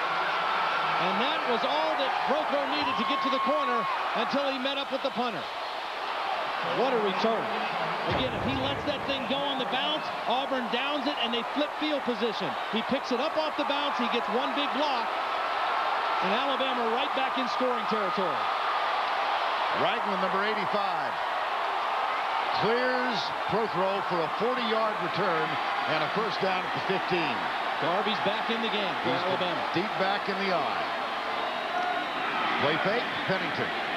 Pumps, looks, incomplete, almost intercepted. Now, last week, this Alabama team, again, their margin for error is so small. They were winning 10-6 against LSU. A questionable call, a no interference call. The ball's intercepted by Corey Webster and returned 44 yards. It flipped field position. This wasn't the ensuing possession, but a couple possessions later, they had bad field position, a fumble by Pennington. Cameron Bond returned it, and that whole thing turned. They had a chance to go up 17-6, couldn't capitalize. My gosh, it was the wishbone formation with Prothrow back there. Holy cow, here's a flag. I think we might have another face mask penalty on Auburn. Looked like Pear Bryant trying to reinvent himself in the 70s. Face mask. The wishbone. Well, we saw Prothrow in at quarterback, and he didn't look too good. Now he's in the backfield position. It's the old wishbone. Pennington gives. He's got 2 lead blockers in front of him, and Kevin Sears, number 40, is the guy who grabbed the face mask as he was going to the ground. I can't help but smile at the wishbone being run. Al Borges, who's the new genius, deservedly given credit, started his high school coaching career as a wishbone coach in Salinas, California. He even had to smile then when he looked out and saw that. I guarantee you Darrell Royal and Emery Ballard was smiling. Al Borges looks like an old wishbone coach, doesn't he? He's got a pretty good West Coast offense that has been held in check this afternoon. That's the end of the first quarter with the score of 3-0. We'll return to Bryant-Denny Stadium after this message and a word from your local station.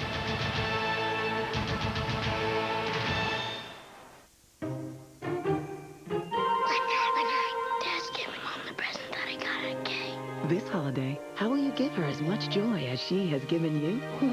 Mom likes it. A 3-stone diamond necklace from K Jewelers would be a great start. Wow, she really likes it. And you can be assured of 2 things. Every diamond is hand-selected to match beautifully, and she'll absolutely love it. I think they're gonna kiss now. I think you're right. Every kiss begins with K. Why can't everything be as simple as a hot dog? I mean, take coffee.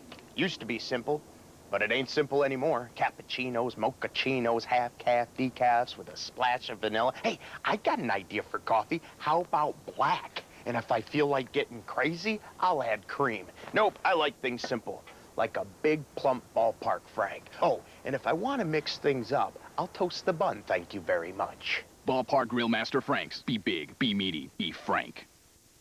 Can one man beat all the women? I'll take the risk right now. Catch a new Survivor, CBS Thanksgiving.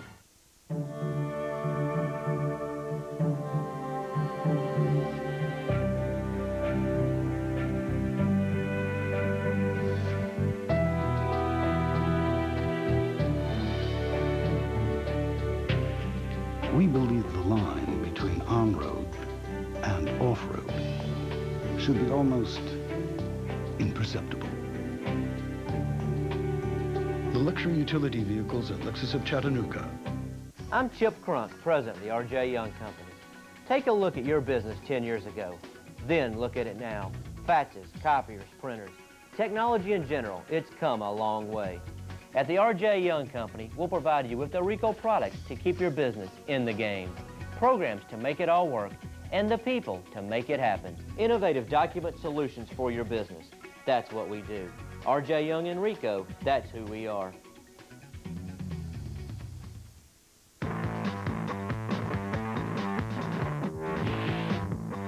America's hottest products are here. And just when you've seen one, there comes another. And another. And they're all at your Dodge dealer. Now through November 30th, make no monthly payments until April on the all-new Magnum RT. With an available 340 horsepower Hemi and unique rear lift access gate. Velocity meets versatility. Now get $1,000 in November bonus cash on Magnum and make no monthly payments until April. Hurry, offers end November 30th. How to avoid holiday budget blues after Dr. Phil, Tuesday at 6.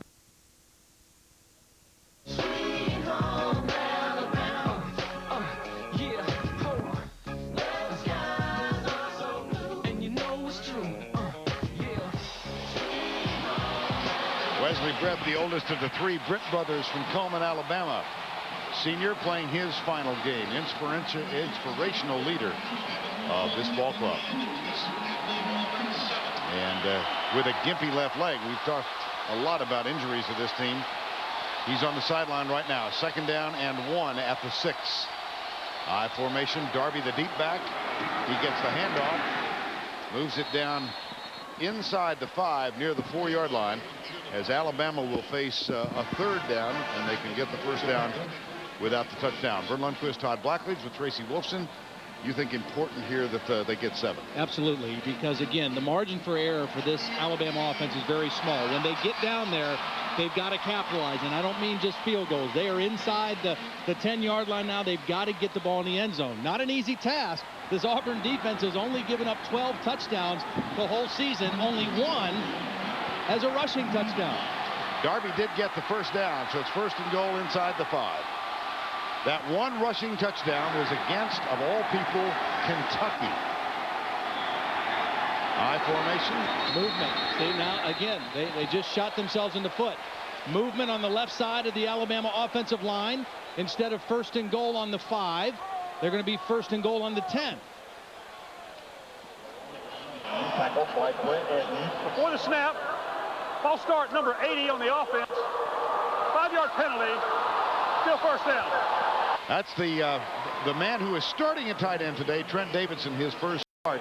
He is starting because Clint Johnston couldn't go with a concussion. David Cavan is out with a back injury, and we just saw LaRon McClain limp off, the fullback. Well, he hurt his right ankle against LSU last week. Did not practice much. Was good to start the game, but just hobbled off. So Josh Smith is in his place. Here's Pennington, hands it off to Darby. Cuts back inside, gets back near the 5. Travis Williams, the middle linebacker, with the stop. It'll be 2nd down. You could not have scripted a better start for Alabama in this football game. The defense, rock solid, 3 and outs, field position, absolutely in Alabama's favor. They've had the ball 3 times. They've been in Auburn territory 3 times, but they must score a touchdown here because this Auburn team is too good. They'll come back. They've got too many seniors, too many good weapons on offense. You can't beat them with field goals. Second down. Here's the option play, pro throw. They fired in the end zone. It's tipped and incomplete. Will Herring, the senior from Opelika, Alabama, got his right hand up and knocked it away. Going for that tight end, Trent Davidson. He was open. Davidson was open in the back of the end zone, but Herring able to get his right hand on the football before Davidson able to make the catch. A nice awareness play by Will Herring. Third down. Herring, a one-time high school quarterback. Cadell is in, number 11. Timeout called by Spencer Pennington. That is the first timeout used by Alabama.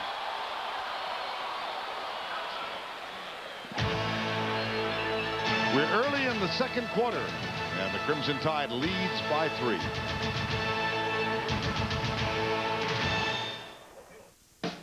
You've waited, you've dreamed, and now it's finally back. Endless Shrimp at Red Lobster, the only time of year to enjoy all the shrimp you can eat. But Endless Shrimp ends soon at Red Lobster. I want a really nasty computer virus. Yeah. I'd like someone to steal all my personal information. You know what would be cool? If my credit card number was more famous than Neil Diamond. I'd like my whole system to crash. I'd like my hard drive to fry like a mozzarella stick. I'd like catastrophic system failure.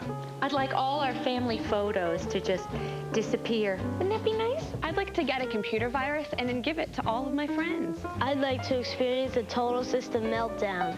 Millions of Americans are just asking for a computer virus because they're not nearly as protected as they think they are. You know what would be awesome? If my computer could make the sound of a Yeti.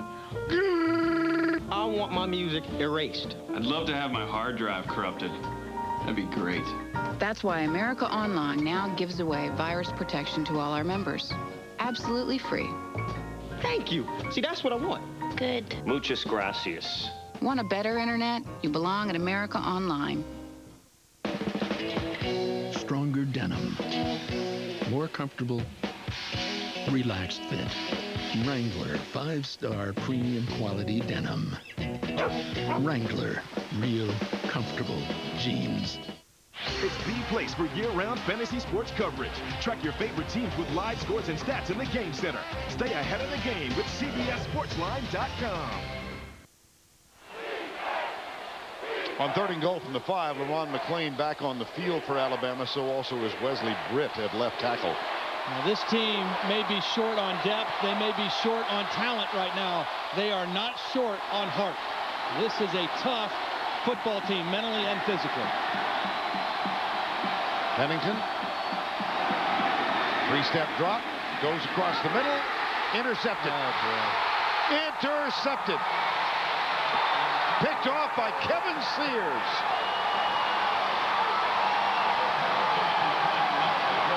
The only good thing for Alabama is they still have the field position edge. They needed points. They didn't get it. But at least their defense comes out with 97 yards behind them. They're trying to get it to the tight end again. He's going to just hang here in the middle. Davidson. And Spencer Pennington was looking at him the whole way. The ball was deflected away by Derek Graves. And the interception made by Sears. Sears with the pick, the ball on the 3. Pennington has thrown his 8th interception of the season. Ronnie Brown. 3 backs. And here's the handoff on the left side to Ronnie Brown, number 23. Let's take another look at that interception, Todd. Again, a lot of people in the middle of the field. Pennington kind of bird-dogging where he was going with the ball, and Derek Graves read the eye of the quarterback. 2 passes in a row were deflected by an Auburn defender. This one resulted in an interception. Mike Shula thought the ball hit the ground, should have been ruled incomplete. And that last running play by Auburn, by far the best running play that they've had in the ball game today. Game 7, it's 2nd and 3. Brown again, the deep back. Gets the handoff, tries left tackle, cuts back, and leads it out for a first down. And that is the first Auburn first down of the ball game. Partly because of their field position on this drive, and partly because they haven't had much success doing anything else. They went to a little bigger lineup. Couple tight ends, couple extra backs in the backfield, and let's go power football against this Alabama defense. And they were able to run it successfully for a couple plays and get their first down. 1st and 10. Alabama score a 42-yard field goal. 3 defensive linemen, 4 linebackers in now for Alabama. Again, a little different look. They've shown this the last couple weeks. Slaughter is the fullback. Brown gets the handoff and goes left. Nothing. Absolutely nothing. Joe Kynes was telling us yesterday this Alabama defense was ranked #1 in the country, and they gave up some yardage to LSU.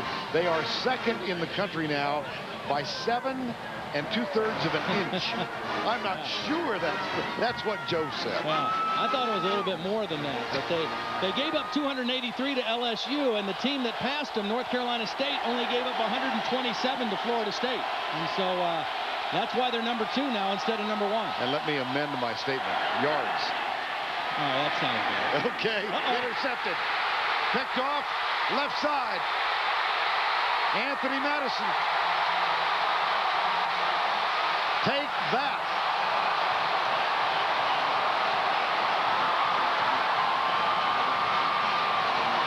Jason Campbell is now intercepted for only the 5th time this year.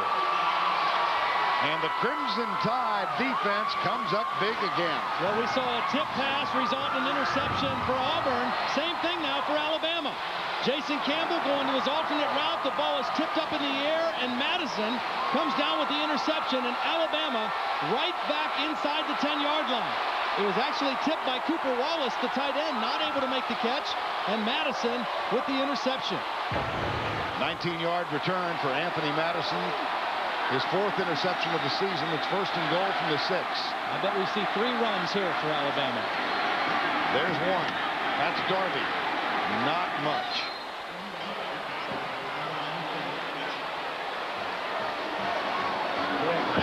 Brett Evans made the tackle. Well, here we go again. Alabama has to get a touchdown. I mean, again, with Carnell Williams and Ronnie Brown and Jason Campbell, too many good players on that Auburn offense. They're going to come alive at some point and get some things going and move the football. You've got to take advantage of these opportunities and this field position and get the biggest lead you can for this football game. Darby, the deep back. That's McClain in motion. Here's Darby. This is the 2nd run. Nothing there. 3rd and goal from the 5.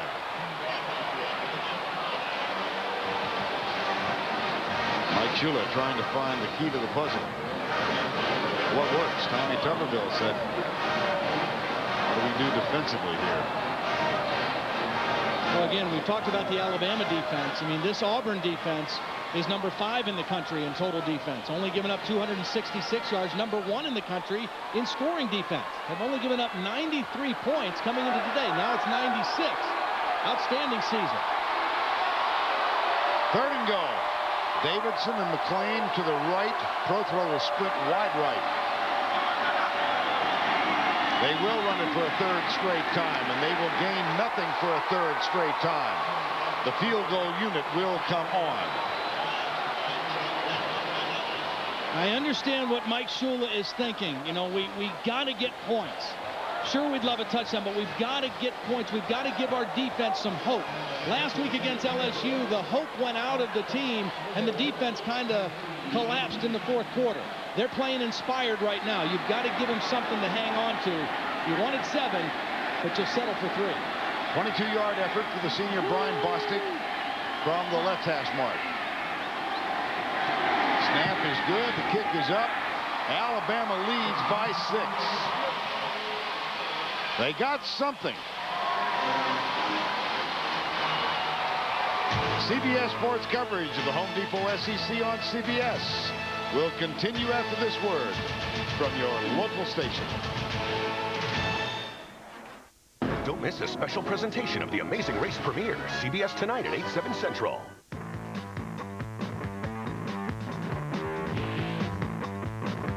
America's hottest products are here.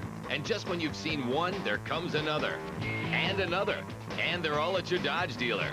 Now through November 30th, make no monthly payments until April on a Durango SLT with leather trim, a sunroof, and rear seat DVD for a package discount of up to $1,250. Plus get bonus cash for a total savings of up to $5,700 and make no monthly payments until April. Offers end November 30th.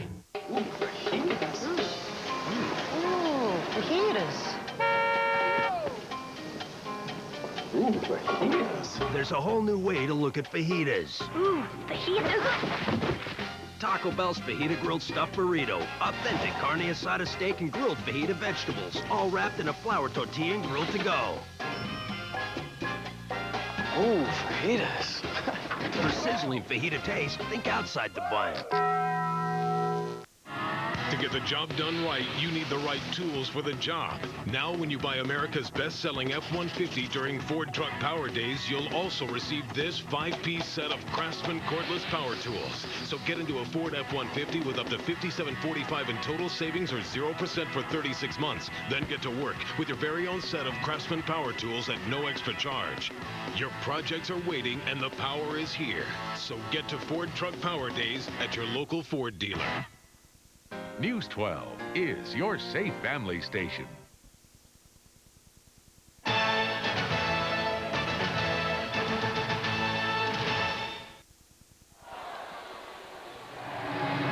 Monday on a new CSI Miami, modern-day pirates are wreaking havoc off the coast of Florida.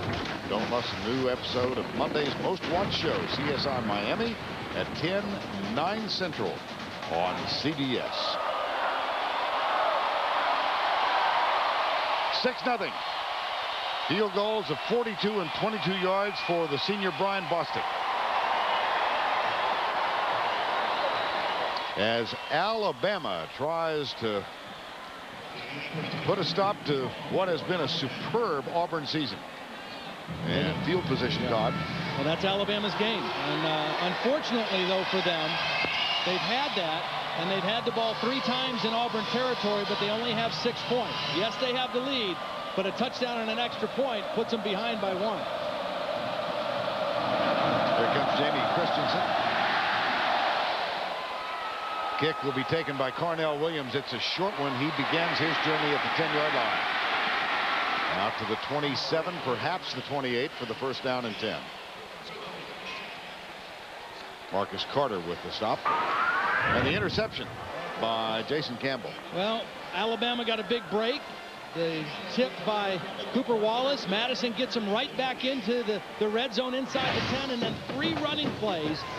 And what Alabama felt like they had to do was they had to win inside against the tackles. They had to get a push inside. 3 off-tackle plays netted him nothing. And credit the defensive tackles, T.J. Jackson and Jay Ratliff, number 83, in there to make those plays to stuff Alabama down inside the 5-yard line. Now, Terrence Jones is on as a linebacker, number 55 for the Crimson Tide. On first down, play fake, Campbell. Looks deep, can't find anybody open. He just wanted a Romish to do, and Campbell forced to run. He's out to the 32-yard line. Tackle made by Charlie Pepra. Let's go back to the studio for this Pontiac game-changing performance. Here's Tim. Vern, I've got a Louisiana Mosquito ready to take out Todd Blackledge's Gnat. That would be Boise State. Matt Kubik to Ryan Mochi's the best running back you know the least about. 18 yards for the touchdown. Boise's 20-game win streak on the line, and their status is a fly in the ointment. Ah, there he is. Tim must think they're going to call that game at halftime. You know, they're in the second quarter. The Nats got a lot of life yet. Quarterback comparison thus far. Second down. Here's play fake again. Campbell wants a Romish bait. Settles for Ronnie Brown out of the backfield, but a beautiful open field tackle by Charlie Pepra, number 26. Freddie Roach a little slow getting up at the end of that one. These linebackers for Alabama really the strength of this defense. All 3 of them, or in some cases 4, can really run. And they cover a lot of field, both in the running and the passing game. Another big third down play. I don't think Auburn's converted yet, have they? Not yet. Third down? 0 for 3.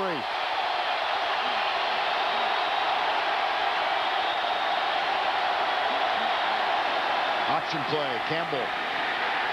Well, he's going to be close. Yeah, second effort might have gotten him.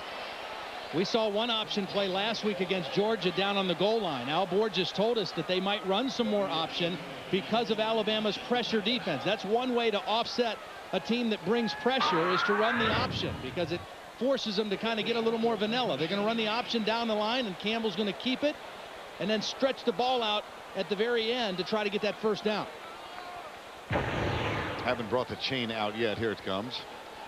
6-0 Alabama. Outstanding field possession. A great defensive effort by the Crimson Tide thus far. And this will be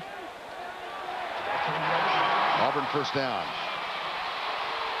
Well, Mike Shula in his second year as the head coach at Alabama. It is time now for the It's a wet duck today. Trivia question of the week. Of Alabama's 3 previous coaches, Mike DuBose, Dennis Franchione, or Mike Price, who has the most wins this season?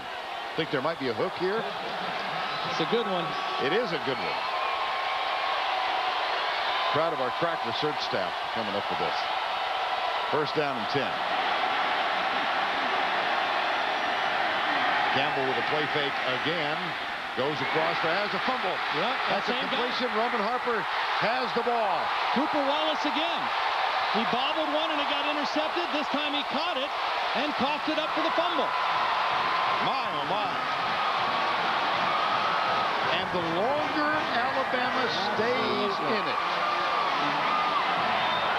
And turnovers and field position, the game is playing right into Alabama's hands right now. Here's Wallace. He's going to run the crossing route. It's a good throw by Campbell. He's got an easy first down. And D'Amico Ryans from behind strips the ball out. Watch D'Amico Ryans, again, one of those outstanding linebackers, punches the ball out from behind. Madison comes up with it. Alabama, good field position again. First down and 10, LaRon McClain. This is going to be Johns in the backfield. It's Pennington he's being chased by Edmonds, and Spencer Pennington takes it out of bounds up near the 47-yard line. Good decision by Spencer. You know, he didn't have anything. It was a quick throw, a quick setup. Get what you can get and get out of bounds. Sometimes the defense wins, particularly a good defense like this Auburn Tiger team. Has a moment to chat with his head coach, Mike Shula. Well, second turnover forced by Alabama. They got a field goal out of it.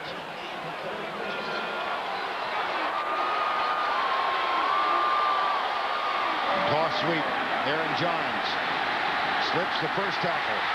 And he is bounced down by Jay Ratliff. Good effort. He crosses midfield. And the first time we've seen Alabama try to get the ball outside. And the way they did it was they got formation out there. They got extra blockers, and they went on a quick count. As soon as they got set, they went on a quick count. They caught Auburn's defense a little bit off guard. And then some good running by Aaron Johns, breaking some tackles. McClain and Prothro out there blocking on the edge. And the first time we've seen Alabama try to get to the corner against this fast defense. 3rd and 3, and Spencer Pennington not all that effective as a thrower. They'll use a timeout. That's their second. Leaves them with 1. 5:55 to go first down. Crimson Tide by 6.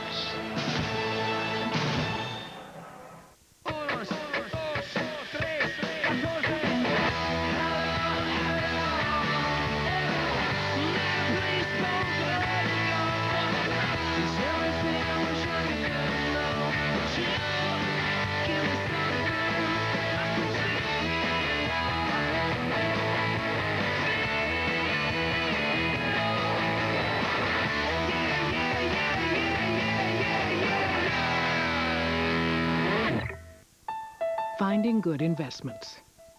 Janice goes off the beaten path to hunt for healthy companies the market might have missed. Scopes out the big picture, drills into the details, checks for steady growth, taking a disciplined approach to look for solid ground. Janice picks stocks they think could go places by researching companies from the bottom up, aiming high to perform for Janice investors. get there.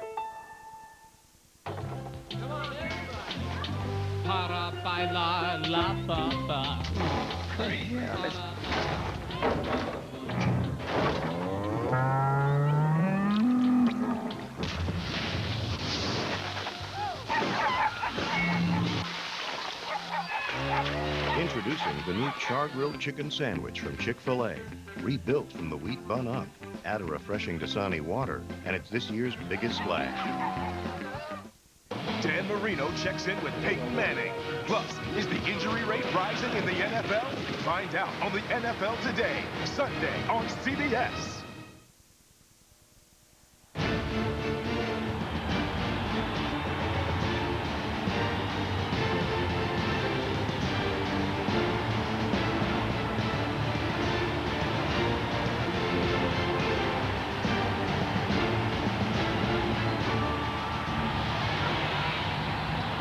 .5:55 to go first half. Alabama facing a 3rd and 3. What do you like here? Well, what Alabama likes to do here is they like to flip it out in the flat to LaRon McClain, the fullback. I think they've got to maybe try to get something deep down the field, but they got the wishbone again. Here's pro throw. Nothing doing. Nothing doing.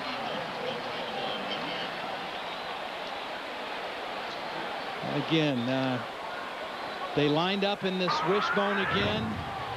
Here's pro throw. They went on a quicker count, but this time Auburn quite ready for it on the 3rd and short play. And Ratliff again from his tackle position. He's having a monster game so far from his inside tackle position. Played defensive end last year, moved inside this year, and is having a wonderful senior season. 230 yards on punt returns, more than 64 Division I schools this year. Here's Freeland. But his high punts have negated the effectiveness of Carnell Williams at that position today. That's a 26-yard punt, but no return.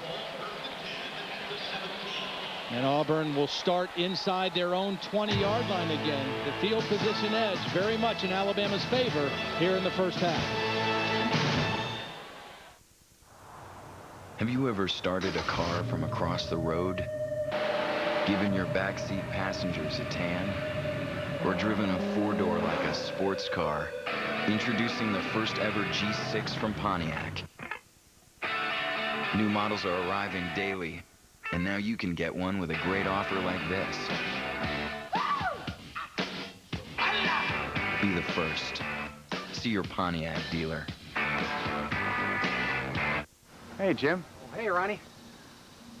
What's that? Ronnie, lately I've been wanting faster internet. So I got an Earthlink high-speed connection. Seems kind of crazy to me. Is downloading up to 70 times faster than the regular dial-up crazy, Ronnie? Touché, Jim. But what if I don't want a crazy thing on top of my head? It's not even real, Ronnie. Just a marketing device. Just help remind people of Earthlink. Speed, security, control. That's Earthlink High Speed. Right now, get 3 months of Earthlink High Speed for just $19.95 a month. Earthlink revolves around you. You've waited, you've dreamed, and now it's finally back. Endless shrimp at Red Lobster. The only time of year to enjoy all the shrimp you can eat. But endless shrimp ends soon at Red Lobster. When you want to find her just the perfect gift, it helps to know the people who know diamonds. The Diamond Right Hand Ring, just $299.99. Zales, the diamond store. Tim Brando in New York. Coming up on the Earthlink halftime report, Spencer Tillman and I will get you caught up on all of today's action, including 2 brawls at the Clemson-South Carolina game before and during Lou Holtz's final regular season encounter. Now back to Auburn and Alabama.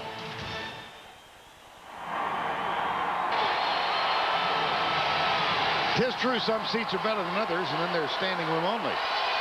13th time an undefeated and untied team has come into this game, and that undefeated untied team has won 10 of the previous 12. Alabama lost both teams undefeated and untied in 1971. First down, Tigers trailing by 6. They are the undefeated team. Here's Campbell for Obamanu. Has him, yes indeed, right in front of Anthony Madison. Now the Auburn Tigers trying to obtain their first national championship since 1957, the current BCS standings. They find themselves number 3 behind USC and Oklahoma, California 4th, Texas and Utah. Definitely gained ground on Oklahoma after their win against Georgia. Oklahoma with a big win today against Baylor, already done for the afternoon. Here's the draw play to Cornell Williams. And he's out to the 37-yard line. Well, how has this Alabama defense done today? Well, so far, it's been outstanding. They've been very disciplined. You see how they stay right in their gaps. I mean, they're not blitzing a lot, but they're just staying disciplined, staying in their lanes, and breaking down and trying to run to the football and make gang tackles on these two dangerous backs. And then when they've been in passing situations, they've been able to get some pressure on Jason Campbell without blitzing. Their front four has done a nice job. Auburn yet to cross midfield. Here's Campbell. This might be the first time. Courtney Taylor has a first down at the Alabama 42-yard line. Joe Kynes told us yesterday, the defensive coordinator, you really just can't blitz randomly against these guys. You've got to pick your spots to blitz. Well, he picked a spot to bring a corner blitz. Ramsey Robinson is going to come on the corner blitz, but Jason Campbell's going to see it and get the ball right now to Courtney Taylor. He sees the blitz, he comes out of his fake, he makes the throw, and Auburn in business on the other side of the 50-yard line. Longest gain of the game for Auburn, 21 yards. They'll keep it on the ground. Here's Cadillac Williams, nothing doing.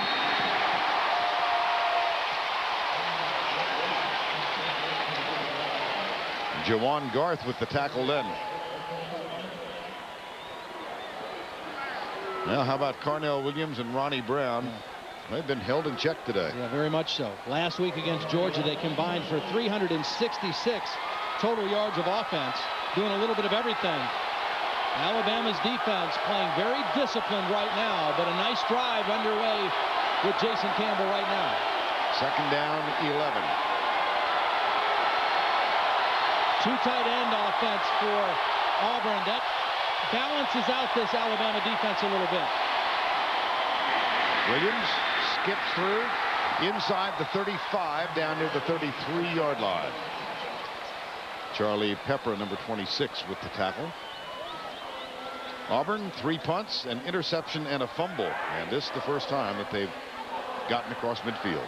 And again, I reiterate the point about Alabama only having 6 points. You knew this Auburn offense has too many weapons, too many seasoned veteran players, so they're not going to stay down too long. As soon as they hit a couple plays and get some decent field position, they're going to try to put some pressure on you. That's what they're doing right here.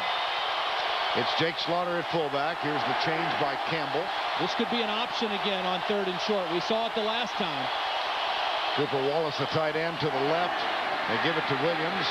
He bounces it outside, still on his feet. What balance. Yes, indeed. First down, Auburn. Great balance by Carnell. Last year in this Iron Bowl, Carnell went 80 yards on the first play of the game, and he finished with a career-high 204 yards. This, one of his better runs today. He bounces outside, he breaks the tackle of Anthony Madison, and then just shows tremendous balance and determination to get that first down and more. Matter of fact, this is his first game at Bryant-Denny. He played last year at Jordan-Hare. He missed the first trip over here because of an injury. 2002. Here's the toss to Ronnie Brown, who's out there. Oh, boy. They can counter with the Ronnie Brown while giving Carnell Williams a rest and then come back with both men in the backfield. Well, they outflanked him this time. They got some extra blockers out there. They went to the toss sweep. Nice job by Marcus McNeil, the big left tackle, getting out and leading on that play. Got the corner secured for Ronnie Brown. 2nd and 1 at the 15, 8th play of the drive.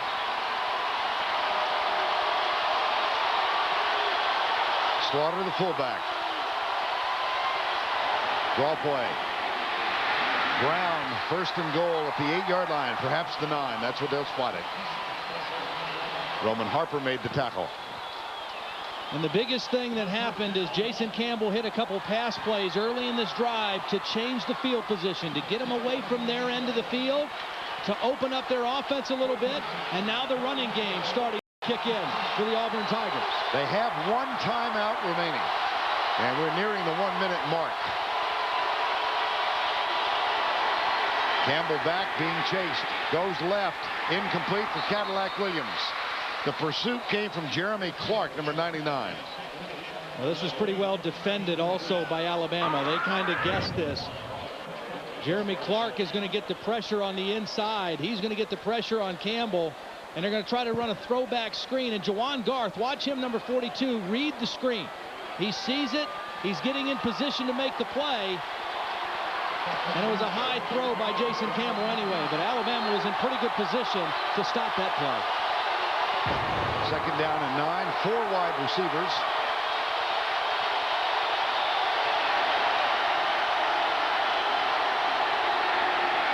Brown, nope.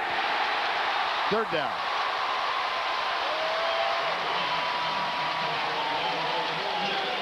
See if they use their timeout. 45 seconds to go. Yeah, they want the timeout. I think they want to call the timeout because they want to make sure they get the right play to go for a touchdown here. Tigers use their final timeout. They trail by 6.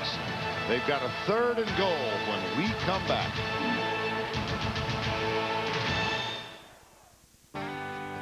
If you want to do more with a room and a budget, you can, because the Home Depot is driving down the cost of home improvement.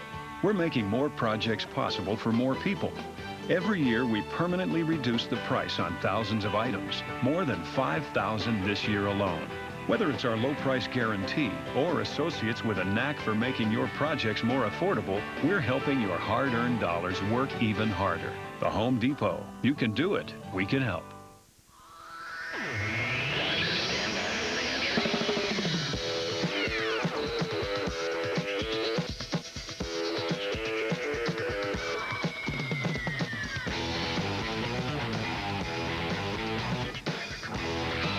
The line between form and function just became razor thin. The Motorola Razr, only from the new Singular. The new Singular, raising the bar. Thanksgiving night, the women have dominated the game. Now Chris is the last man standing. Will he survive? I'll take the risk right now. New episode, CBS Thanksgiving.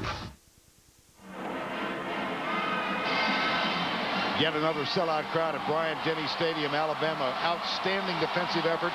They've gotten 2 field goals to take a 6-0 lead, but this, the first long Auburn drive. And this, I think, is the most critical play in the first half because emotions and momentum huge in this game every year. If Alabama gets a stop here and forces the field goal, they'll go into halftime with momentum. If Auburn scores and kicks the extra point, they'll have the momentum.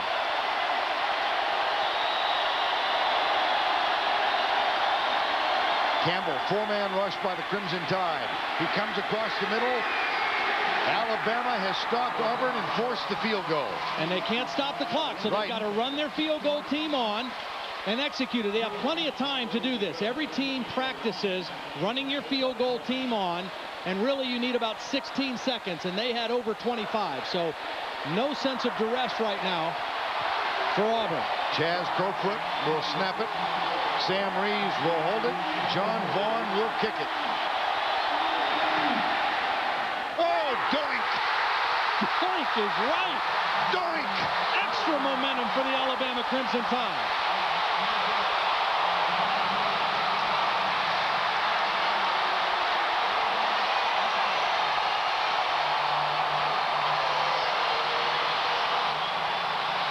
The first time Auburn came to Tuscaloosa was 1895. They came again in the early 1900s. They came back in 2000. They're playing here for the 5th time. This is the first time that Alabama has ever led Auburn in Tuscaloosa at the half. Doink indeed. Here's Tracy Wolfson. Thanks, Vern. Coach, an unusually slow start for your team. What's the problem out there? Well, we just don't have any rhythm. They're playing hard defensively. We can't get it. We can't get any rhythm offensively. We started getting it there in the series before that, and then we fumbled the ball, and then we drove it the length of the field and missed the field goal. We'll be fine. Proud defensively, they've kept us in the game. They got a good football team. We can't take anything away from that. Thanks a lot, Coach. Good luck in the second half. Vern, back to you. All right, Tracy, thank you. John Vaughn hits the upright. He also Missed an extra point earlier, then came back to make one. He might be significant. Here's Tim. All right, Vern, coming up on the Earthlink Halftime Report, Spencer Tillman and I will tell you how Ohio State put a major speed bump on Michigan's road to Pasadena after this word from your local station. Cold Case, Sundays on CBS. It's all here. It's your chance to scratch and win $100 with News 12. Here's all you need to do. Weekdays, watch Who Wants to Be a Millionaire at 7 to discover who will be uncovered. Then, during the Andy Griffith Show at 7:30, look for your cue to call. If you're the first person to give the correct response, you'll be an instant winner of a $100 gift check from News 12. So tune in for your chance to scratch and win. Weekdays at 7, only on News 12. So what do they mean when they talk about the smart money? In my opinion, it's how you spend it. Right now, if you buy a 2005 Pontiac, you can lock in an incredibly low interest rate, even as low as 0%. And here's the best part. When you buy your next Pontiac, you will get that same great low rate. Even if interest rates go through the roof, you will be protected. If you ask me, that's the smart money. Lock in and roll out any 2005 Pontiac by November 30th. See your select 5 Pontiac dealers. At Lexus, we're obsessed with making cars that handle and perform like no others. In this pursuit of perfection, we've also developed a camera which aids in negotiating the occasional obstacle to the rear.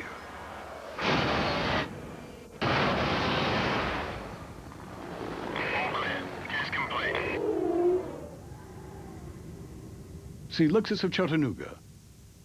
Where can you get a great deal on a great SUV? Right here, right now at your local Ford store. Get 0% financing for 72 months on Ford Explorer, America's #1 selling sport utility. You can't beat #1, brother. That's 0% APR financing for 6 years on any 2004 Ford Explorer in stock, including the rugged Explorer Sport Track and on the big and roomy Ford Expedition. I drive a Ford. I wouldn't drive anything else. This special offer ends November 30th, so get to your local Ford store today.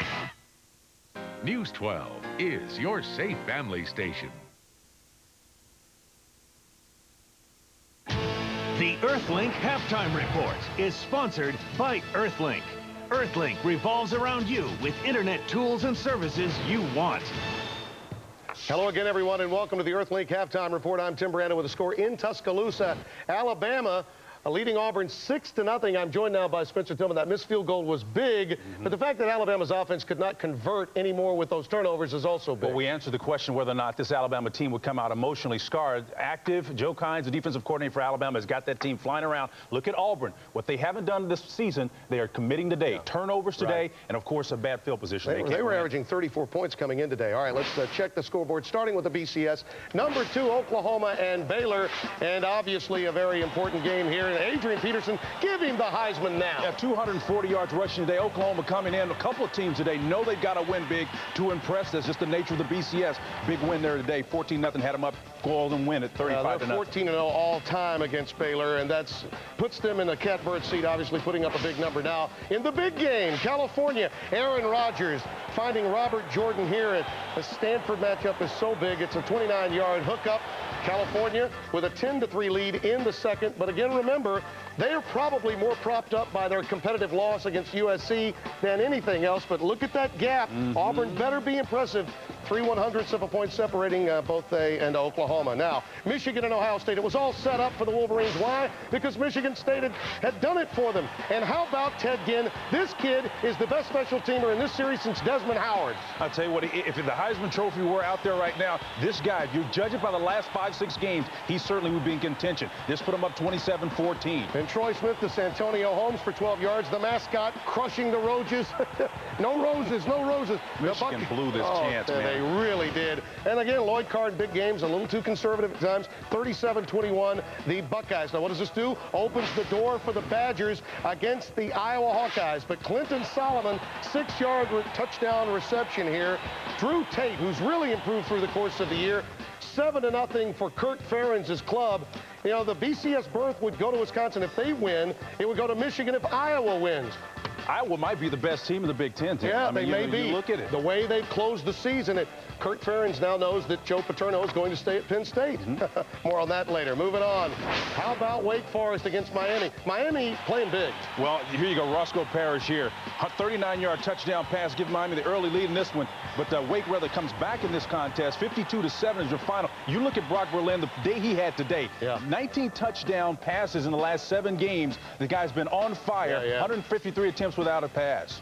All right, obviously the big story there would be Miami needs to roll it up because Florida's playing Florida State. Remember, Florida State gets the BCS bid because of where they are in the BCS standings, despite the fact that Miami beat them head-to-head. So Miami needed a big number, and they got it. Now, Virginia also in action today against Georgia Tech, 30-10 against the Jackets. And the story in that game was the running of Wally Lundy and Alvin Pierman. Now, here's the story. Virginia Tech does have to play Virginia, but they also get to play at Miami, so that's huge. But Florida State, if they beat Florida today, could be in a commanding position, provided Virginia Tech drops to 2 losses in conference play. Tennessee taking on Vanderbilt today, looking to clinch the SEC's Eastern Division. Philip Fulmer played a little closer than he wanted. Well, that's just the way it is. I mean, he's injured at the quarterback and his running back position. They're Swain there on the receiving end of the touchdown. Tennessee hangs on 38-33. 38-33. Don't forget the SEC title game in 2 weeks. It will be Auburn and it will be Tennessee right here on CBS.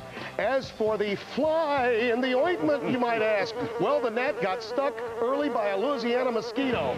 Boise did manage to get the lead against Louisiana Tech. Ryan Moats is playing really, really big for Jack McNeil III's team. But here's John Helmendahler scoring, and the battling Broncos on the blue fields of Boise have a 17-14 lead over Louisiana Tech. And how about the path to the ACC? How about winning the Big East title? Taking the Big East title with them onto the ACC. Here's LV Whitworth here with the run. Nice daylight breaking through their coverage. 34-17 lead over the Owls at that point. BC leaving with the trophy. Give it to Coach O'Brien. They've really gotten it done in a very big way. West Virginia had it right there, but when BC beat them in Morgantown, they took control. Well, coming up, Lou Holtz will never forget his final regular season game. We'll tell you what the coaches had to say in the aftermath of South Carolina and Clemson's Brawl Mart matchup when the Earthlink halftime report continues in a moment. If you want to do more with a room and a budget, you can, because the Home Depot is driving down the cost of home improvement. We're making more projects possible for more people. Every year, we permanently reduce the price on thousands of items, more than 5,000 this year alone. Whether it's our low price guarantee or associates with a knack for making your projects more affordable, we're helping your hard-earned dollars work even harder. The Home Depot. You can do it. We can help. You've waited, you've dreamed, and now it's finally back. Endless Shrimp at Red Lobster, the only time of year to enjoy all the shrimp you can eat. But Endless Shrimp ends soon at Red Lobster. The durability of titanium. Now in Remington's all-new titanium shaving system, designed for closeness, comfort, and to clean itself automatically. Remington Titanium. It could just make all other shavers obsolete. As a proud Earthlink employee, I swear I'll do my part to help protect you from the bad internet. I promise to hate pop-up ads as much as you do. And I promise we won't rest until your inbox is free of spam emails like hot girls want you and why be bald. We're going to help you. We're going to take your problem and treat it like it's our problem, and we're going to work it until it's solved. I promise. I promise. More access options, free blocking tools. That's better internet. Earthlink revolves around you. The strength of body armor lies in its ceramic plating. The strength of an Apache helicopter lies in its composite ballistic armor. The strength of an Abrams tank lies in its steel-encased armor. But the strength of a nation lies in a simple piece of aluminum.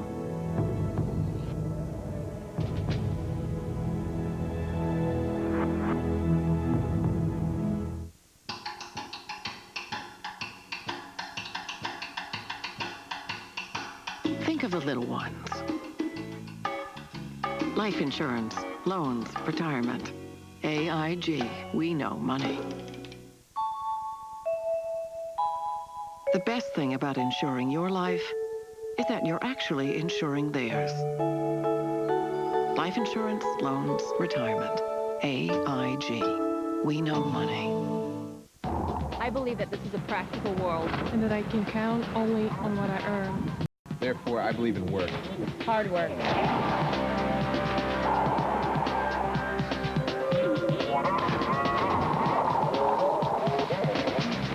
I believe in my country. In my country. In my country. In my Country. Country. Country.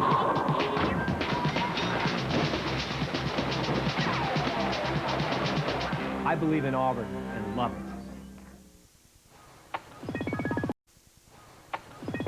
Auburn has Alabama, Ohio State has Michigan, but there is no rival for the Earthlink Research Center. Taking a look at our stat of the game so far, well, it's turnovers and the fact that Alabama has only gotten a 6-point lead off of that. All right, we welcome you back to our Earthlink halftime report. Let's get right to the scoreboard. South Carolina met Clemson. Lou Holtz's final regular season game. This started right after they touch Howard's Rock. The altercation begins, and then Reggie Merriweather, he's going to get his 3rd touchdown of the day here, and I'm up 27 over South Carolina. And the frustration spilled over. Another battle with 5:48 remaining. Afterwards, Tommy Bowden talked about the influence of the NBA game last night in Detroit. You know, for 24 hours, they've watched that basketball fiasco on TV. That's all they've watched. I mean, that's on 24 hours a day. Every major news program, that thing was covered, and they've sat there and watched it. But as far as the tempo of the game and cheap shots during the game, unnecessary roughness during the game, late hits during the game, I don't think there were any calls of that nature. May sound like an excuse, but I think it has some weight. After the game, Lou Holtz was despondent on the way it ended for him. You look at it hindsight, et cetera, and you ride off into the sunset or get shot or whatever else happens. You look back and you say, 3 straight years, we went there because of our toughness. And not the players' fault. They were tough before. It was my fault. Didn't work them hard enough. Didn't get in the eye enough. Didn't pound them enough. He will coach the bowl game, Will Holtz, and it'll probably be the Independence Bowl in Shreveport, Louisiana. I think what Bowden had to say was relevant. The pro players do have an influence over student athletes. Well, my dad taught me years ago that perception and evaluation are inseparable. What those kids have been subjected to over the last week and a half or so, you can only judge by what they do. And today, I don't think it was a mistake. They were definitely influenced. Where was Steve Spurrier today, you ask? Well, he was honoring his '89 championship team at Duke, but North Carolina got the win 40-17. Over into the Big Ten we go. The Boilermakers behind Kyle Orton, a career and school record 522 with 6 touchdown passes over the Fighting Donardos. Penn State, Joe Pa says he's going to stay for at least another year. They beat Michigan State at home 37-13. Northwestern, they could become bowl eligible with a win over Hawaii. They beat Illinois today 28-21. Iowa State, break out the Cyclones for Dan McCarney. All they got to do is beat Missouri. They're going to win the Big 12 North play in that title game. Kansas, the Fighting Manginos over Mizzou 31-14 in the 4th quarter. Now let's take a look at the Big 12. How about the job done by McCarney? Well, I think he's done a great job in what's supposed to be a rebuilding year. It's absolutely amazing. No question. Congratulations to him. Now, in the game you ask, well, you're the special teamer. How about an Ivy League punt return for a touchdown? And that's what we had from Brian Edwards today. 35-3, Harvard with the win. And Lafayette makes it into the Division I AA playoffs by winning the Patriot League's automatic berth 24-10. Mississippi State is down 3 with 5:46 to play against Arkansas. Remember, Arkansas, a week from now, on Friday, they'll be taking on the LSU Tigers. Archie Manning will be our special guest in the Stu studio, while Spencer is out calling the game in Fayetteville, and then we'll all be together next Saturday. And don't forget, the action continues tomorrow on the NFL on CBS. It's regional coverage. Many will see the Dolphins and the Seahawks, and it all begins at noon Eastern with the NFL Today. Thanks for watching the Earthlink Halftime Report. Coming up, the second half of Auburn and Alabama. Enjoy the rest of the game. The Earthlink Halftime Report is sponsored by Earthlink. Earthlink revolves around you with internet tools and services you want. You've waited, you've dreamed, and now it's finally back. Endless Shrimp at Red Lobster, the only time of year to enjoy all the shrimp you can eat. But Endless Shrimp ends soon at Red Lobster.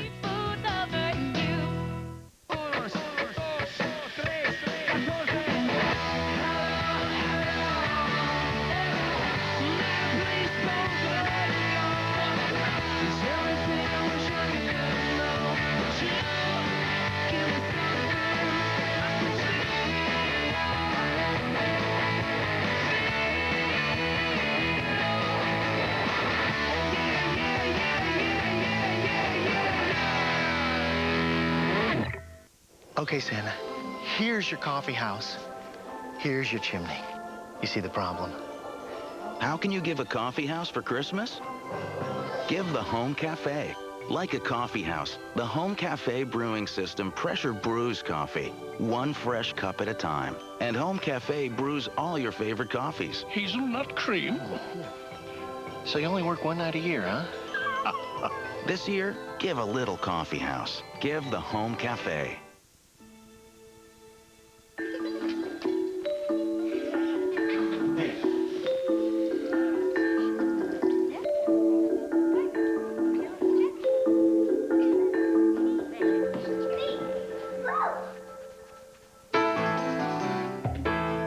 Will you have college tuition taken care of here or here? Mutual funds from the Hartford. For people who are always thinking ahead. Ask your advisor. When you want to find her just the perfect gift, it helps to know the people who know diamonds. The Diamond Right Hand Ring, just $299.99. Zales, the diamond store. My dream is to start my own software corporation. Look out, Bill Gates. I want to be a lawyer. I'll see you in court. I want to be a biochemist and hopefully one day be the director of the CIA. I want to be a doctor and practice medicine in a third world country. I want to be a biological engineer. And we're proud to be part of one of the largest and brightest freshman classes in the University of Alabama's history.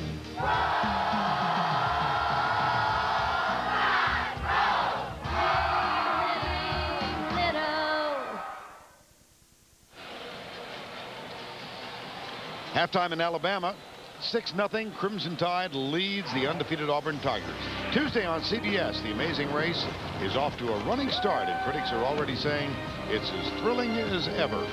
In this global competition, it's not how far they go, but what happens along the way. Don't miss the new Amazing Race Tuesday at 9/8 Central on CBS. And it's time now to answer our trivia question. This is a good one. Of Alabama's 3 previous coaches, Mike DeBose, Dennis Franchione, and Mike Price, who has the most wins this season? And the answer is Mike DeBose. He's coaching at Laverne High School. They lost last night 14-13, but he still finishes with a 9-3 record.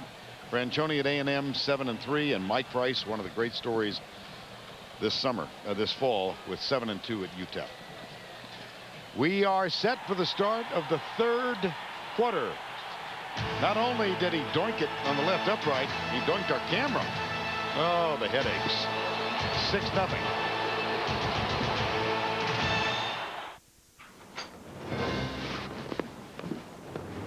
It was a cold and blustery day when he took the field.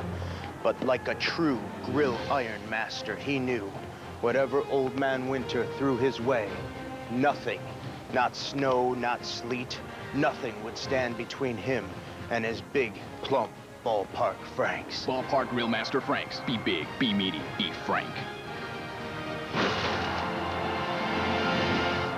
The Rose Bowl. New Year's Day, 100,000 fans will pack this place. Impressive number. Allstate has their own impressive number, 1 million. That's about how many drivers switched to Allstate last year. Enough to fill 10 Rose Bowls. Why? Many of them saved an average of $278 a year. Now that calls for a parade. Championship insurance for less. That's Allstate, Stan. Are you in good hands?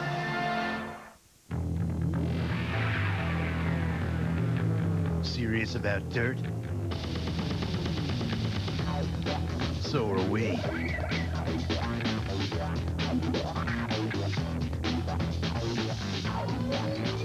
Now Yamaha, the adrenaline specialists, has an offer that'll really get you pumping. For a limited time, get any Yamaha for as low as $39 a month, plus up to $200 cash back.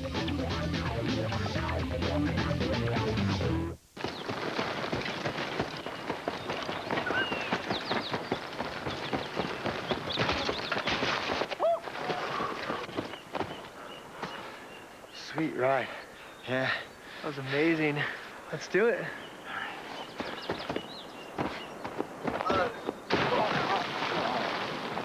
Good.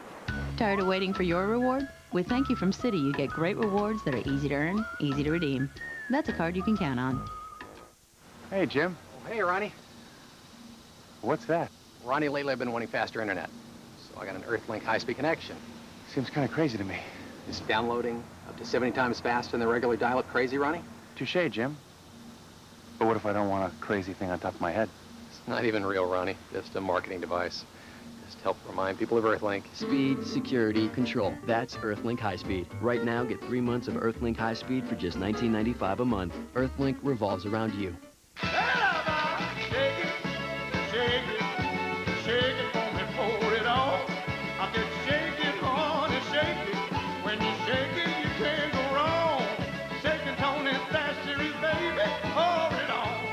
If you like to cook, you're gonna love what Tony Chachere's famous Creole seasoning does for food. Just a shake brings out the flavor in just about everything. Tony Chachere's makes everything taste great. Shake it, pour it on. Tony Chachere's, yeah! Monday, what happens when a nerd dates the hottest girl in school? This is Caitlin. I don't think our Brian's ready for a Caitlin. Hef's not ready for a Caitlin. Still standing. Then the table is set. So stuff yourself with comedy. That reminds me, I'm due for a physical. A special Thanksgiving listen up after a new Still Standing CBS Monday.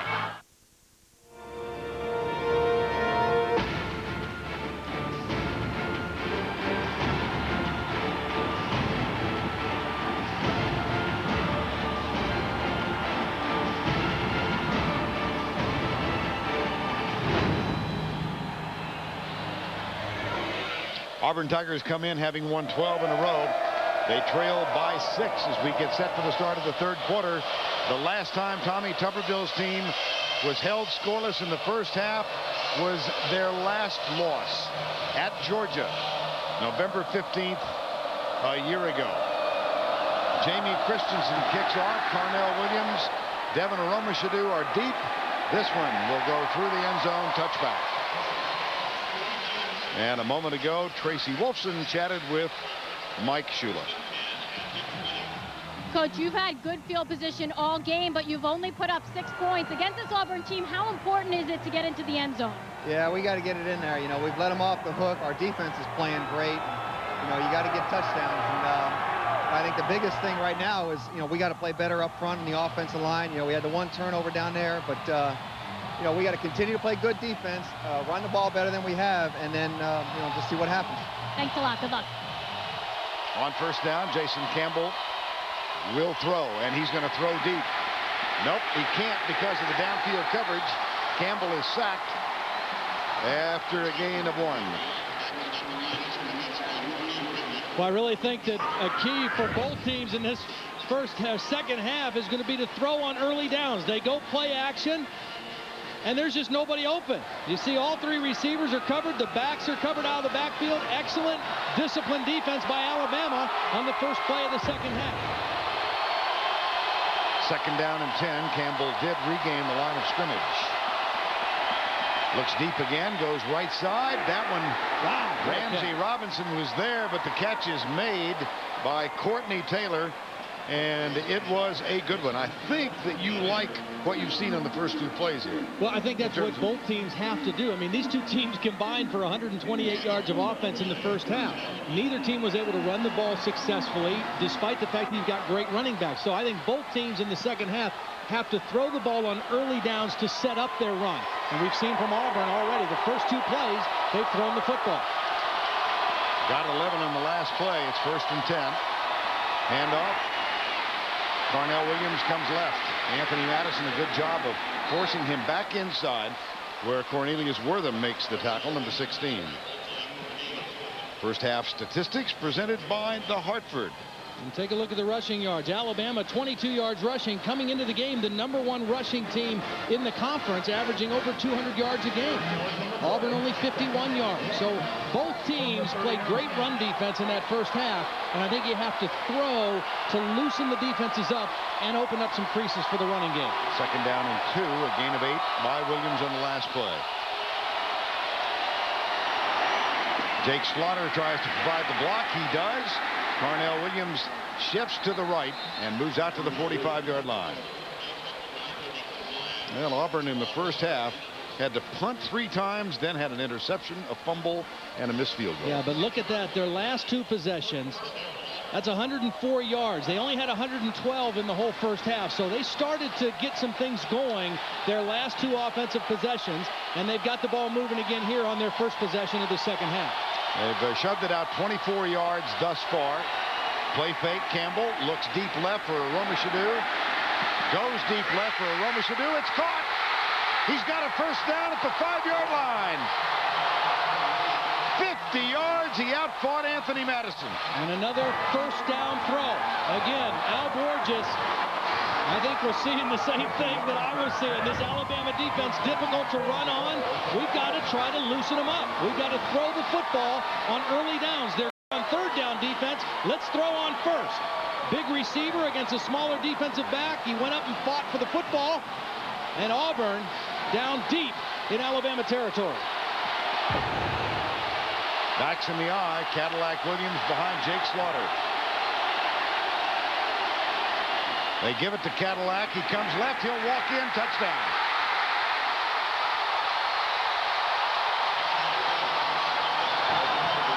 And he takes out a photographer on the sideline. Well, a little fairly late hit at the end of that play by Roman Harper. That's what knocked Carnell Williams into the cameraman. And a little frustration on the Alabama defense. They got stung this first possession thanks to a couple big pass plays from Jason Campbell. John Vaughn to try the go-ahead extra point. Missed the field goal, hit the left upright at the end of the first half from 22 yards out. This one perfect. And just like that, the Auburn Tigers go 80 yards. Carnell Williams with his 8th consecutive game rushing for a touchdown. That was quick. It's 7-6. Auburn.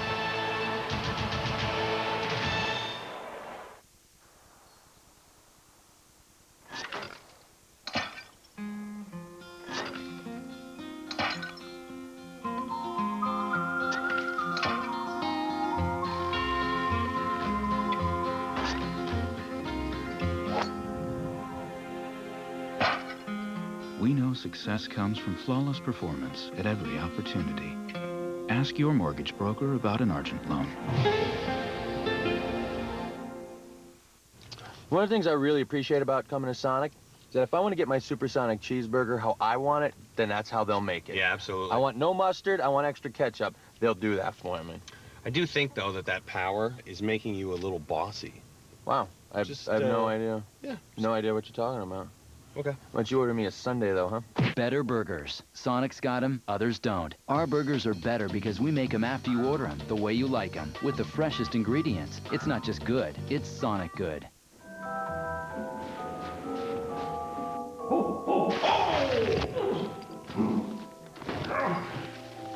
And I don't even have that insurance. What insurance, Santa? The one that pays you cash if you're hurt and can't work. Huh?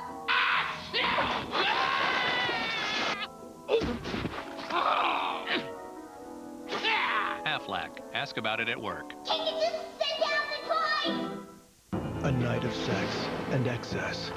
Will a video they made send these 3 boys to prison for life? A 48 Hours mystery tonight. 7-6 Auburn. They go 80 yards. They get the touchdown from Carnell Cadillac Williams. His 44th career rushing record. It is an Auburn record, and you know, I think, who held it before. A guy named Bo. And Auburn leads it by 1. Philip Yost will kick off. And now the big question is, will Mike Shula do the same thing with Spencer Pennington? Come out throwing to start the second half. Pro throw, 5 yards back, will take a knee.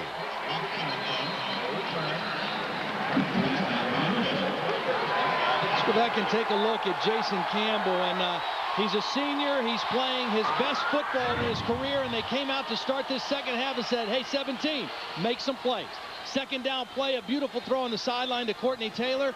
First down play action, deep down the field to Aroma Shadu. got him into scoring territory, and then they scored on the run by Carnell Williams the next play. But it was coming out with an aggressive throwing mentality that got them that first score. Pennington will hand it off to Darby, and the yards are tough against this Auburn defense on the ground. Well, time now for the Argent quarterback, mortgage quarterback comparison. Pat Sullivan, Heisman Trophy in '71. How does he stack up against Jason Campbell? Well, how does Jason Campbell stack up against a Heisman Trophy winner? I'd say pretty good. I mean, he's got a better record. Didn't throw for as many yards, not as many touchdowns, but far fewer interceptions, even though he did throw one in the first half of this ball game. But he has had a superb senior season, and he plays with great poise and composure, and he showed it there on that last drive. Shotgun now. Pennington in the backfield. That's LaRon McClain in motion. Snap a little high, and Pennington bobbles it. Comes near side. That's a shot put. That was not a pretty pass. No, it wasn't. And see, this is not what I meant by throwing. I think the key to throwing against these defenses is throwing on early downs and using play action where you have a lot of maximum protection. When you get into the shotgun and spread out your receivers like you have to do in this third down situation, then that allows a defense to really tee off and come after you. And this Auburn defense leads the SEC with 35 sacks. So this plays into their hands defensively as opposed to throwing on first down. Here's Pennington back. Here comes Carlos Rogers on the blitz. Pennington down. It was Rogers who hit him first. And then it was Karibi Dede who got there second. The All-American cornerback and the backup linebacker collaborate with McClever giving pressure inside. Well, LaRon McClain is banged up.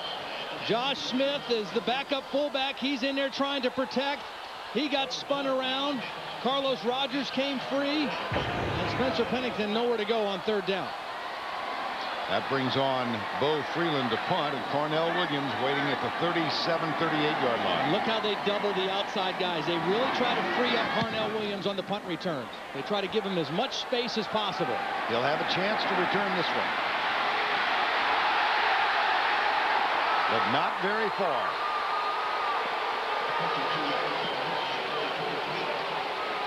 Freeland with a 52-yard effort on a 6-yard return for Carnell Williams. But unlike the first half, after an Alabama punt, Auburn starts outside of their 30-yard line. So good field position on their second offensive possession of the second half. Looks like there is a flag down back at the 20-yard line across the way. A penalty being assessed to Auburn.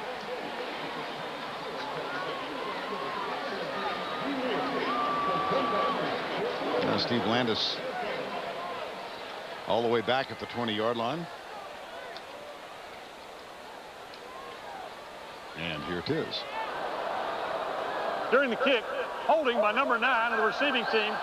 Foul happened less than 3 yards from the line of scrimmage. Therefore, it is enforced from the line of scrimmage. 10-yard penalty. First down for Alabama. A holding penalty on Anthony Mix, a wide receiver, and new life for the Alabama offense. A very costly penalty on the Auburn special teams.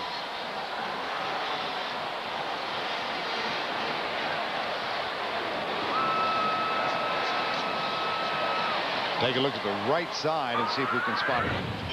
Here's Anthony Mix right there, number 9. He's got a hold of the jersey of the linebacker Terrence Jones, and a huge break for Alabama's offense.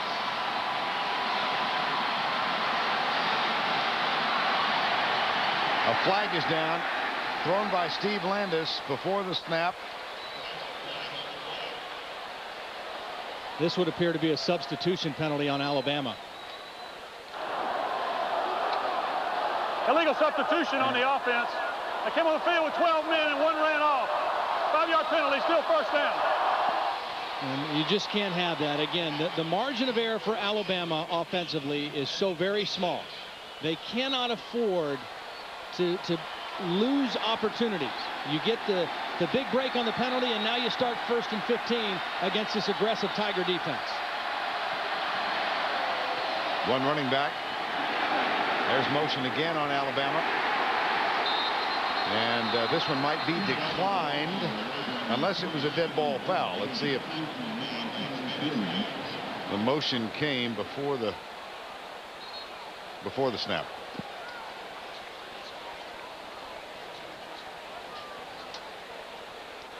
Well, I think Alabama needs to gather themselves here because clearly they had the momentum going into the locker room, but it's been all Auburn since they've come out of the locker room. Back-to-back penalties now on Alabama, and it backs them up even further. And a double here. You've got holding and motion next Friday. Dell presents college football's 10 greatest coaches. That's going to be Friday at 1:30. Interesting list. Could Bryant be a part of it? Probably so. LSU at Arkansas next Friday, 2:30 Eastern Time. Our Home Depot coverage of the SEC on CBS. So that's Friday's holiday programming, the day after Thanksgiving. Now let's see if Steve Landis can straighten us out. And that game on Friday, two of the better players that the SEC has seen in the last several years will wrap up their collegiate careers. Matt Jones, the quarterback at Arkansas. Marcus Spears, the defensive end of LSU. Second down and 18. They keep it on the ground and don't get much. Kenneth Darby runs into Junior Rosegreen, number 4. See what Auburn does, and again, they know what Alabama's defense can and can't do. So they know they're going to run. So they're going to bring Junior Rosegreen's in here late, number 4. He's a safety. You don't see him right now, but he's going to come in here late. There he is, and he's unblocked. Now the key is he has to make the tackle. If the running back can make him miss, then Alabama can have a good play. But Junior Rosegreen, he doesn't miss too many tackles. And this Auburn defense has given up only 3 of 39 first downs on 3 and 11 or more. Here's a long pass. Keith Brown, it's 4th down. Well, that is a huge defensive stand for Auburn. They give up the penalty. They come right back on the field. They send them backwards, and then they make them punt again 3 plays later. So Bo Freeland on for the 4th punt of the game. Carnell Williams at the 33-yard line. You cannot be one-dimensional and have success against a good defense. And you can get by being one-dimensional against a bad defense, but not a good defense. And Auburn is a good defense. This one not as effective for Freeland. Williams moves up. Good downfield coverage. My goodness. Ezekiel Knight. 34-yard punt. Nothing on the return. But Auburn has the ball and a 1-point lead.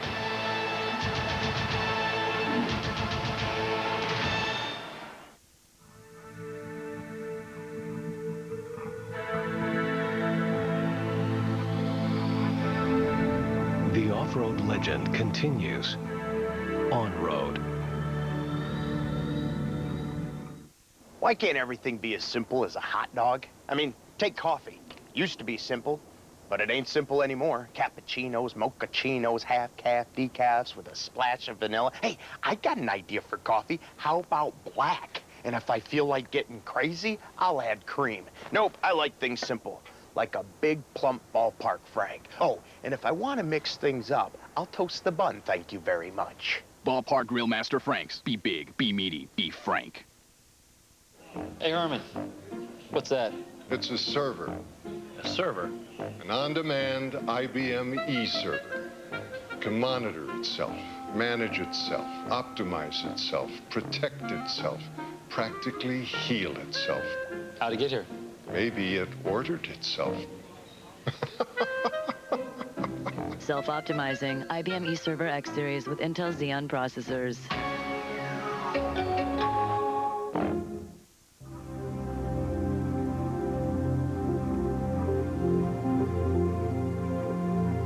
The off-road legend continues on road.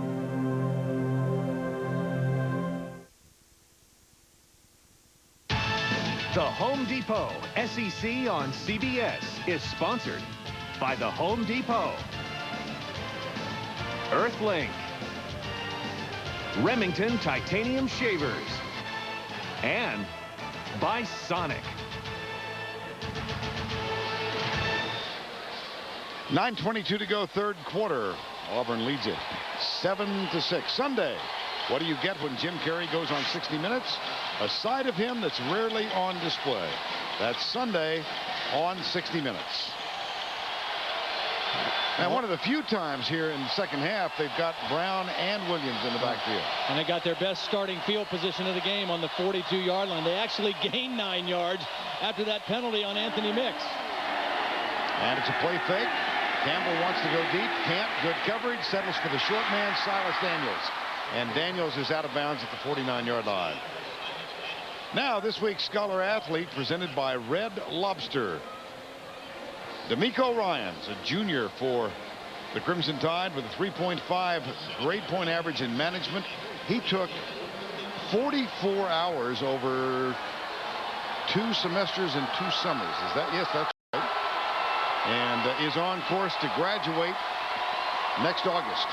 Red Lobster's commitment to the investment of our future shown by donating $1,000 to Alabama's General Scholarship Fund. Williams to the 50, perhaps a foot beyond. And let's go back and check in once again with Tim Brenda. Tim? Vern, well, your partner Todd was right. There was a little time left to be played there on the blue field for the battling Broncos. And the fly in the ointment looking for John Hellmandollar for a payday. 27-14. Watch out, though. Still a Louisiana school. Ready to make a difference. Well, the reason that game is significant for us is that a Louisiana Tech loss could hurt Auburn, because that was one of Auburn's non-conference opponents earlier in the season. 3rd and 2. Option play. Campbell spins, has the first down at the 46. Second time we've seen Campbell run the option on 3rd down and short. Well, there is some question about the strength of schedule in the BCS standings. Take a look on the left. USC played Virginia Tech, Notre Dame, Brigham Young, and Colorado State. Oklahoma, Oregon, Bowling Green, and Houston. And Auburn, La Tech, La Monroe, and the Citadel. Yeah, and I'm writing up there the one-loss record of those non-conference opponents. The only one with a losing combined record is Auburn's opponents. Here's Campbell. Flips it out, caught by his tight end. Cooper Wallace makes the catch and moves to the 40-yard line. That's a gain of 7. And a completely different looking Auburn offense here in the 3rd quarter. I mean, they're coming out throwing first to set up the run. The non-conference opponents. Here's USC at number 1. The strength of schedule 36th. Oklahoma's 14th, and Auburn 21st. That's according to the NCAA. I must say a playoff would be simpler. Here's Cadillac Williams. Well, again, we see the fine balance of Cadillac Williams as they kept stringing him out and stringing him out. It looked like he'd go down. But he puts that right hand on the ground and is able to fall forward for 3 or 4 more yards, and another Auburn first down. And they have thrown on first down in this half. Tommy Tuberville said we didn't get any rhythm offensively until that last drive. Well, they've got some rhythm going thanks to the early passing of Jason Campbell. Again, play fake, left side. Aroma Sadu, open, caught. They tried another corner blitz, and Jason Campbell read it. This time they tried to come from his backside, and he still saw it. Simeon Castile came on the blitz. That's why Jason Campbell went to Aroma Sadu. Actually got both feet down in, only needed one. That's Roman Harper, a safety, coming over for coverage, but Jason Campbell read the blitz. See, the Campbell's been perfect, 5 of 5 in this half. Here's the tight end Wallace going to the right side. Here's a toss sweep. Slaughter, great block. But a good defensive pursuit. And the tackle made by Juwan Garth. How important is balance in your offense? We're seeing it with Auburn, and we see a lack of it in Alabama, and that's been their problem all season. As good as they can run the football, if the threat of a pass is not legitimate, anybody can stop you. And Auburn right now is showing their balance. Alabama has said defensively, okay, we're not going to let 23 and 24 beat us. We are going to zero in on those guys. So Al Borges now says, okay, 17, it's your turn to make things happen. And Jason Campbell is responding. Ronnie Brown at fullback here. Flag is thrown on the near side.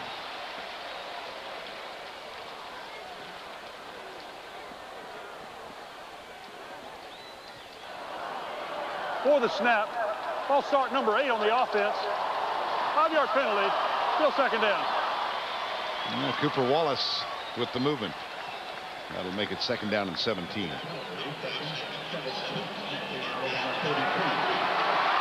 Wallace not having a game for the ages. No. Had a tip that led to an interception, had a fumble after a reception. Campbell, too high, intended for Williams. That was a big penalty for Alabama because they were having trouble stopping this Auburn offense. The penalty set them back, and now it's third and very long for Jason Campbell. This has not been a good Alabama team in the second half. As you take a look at the 4 games they've lost this year, they have scored combined only 3 points. They were shut out 20-0 last week against LSU in the second half. So they've not been very strong in the second half when it comes to points. And they're behind in this one. 3rd and 17.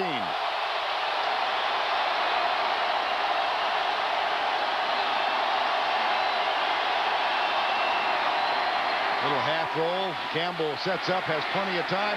He's got Courtney Taylor. Touchdown, Auburn. On 3rd and 17, he finds Taylor for 32. Well, they got the safety in a bind. They had 2 receivers going down the field, and Jason Campbell had enough time to let both of his receivers stretch the field.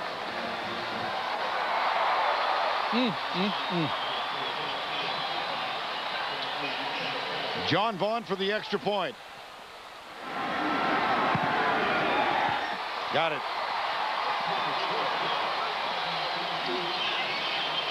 Just as it was all Alabama in the first 30 minutes, it's been all Auburn in the 3rd quarter. And Jason Campbell has led the way. 3rd and 17 leads to 6. The Tigers are trying to remain undefeated.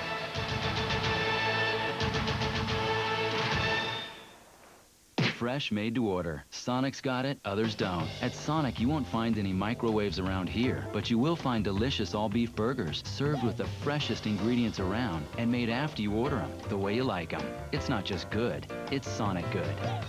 As a proud Earthlink employee, I swear I'll do my part to help protect you from the bad internet. I promise to hate pop-up ads as much as you do.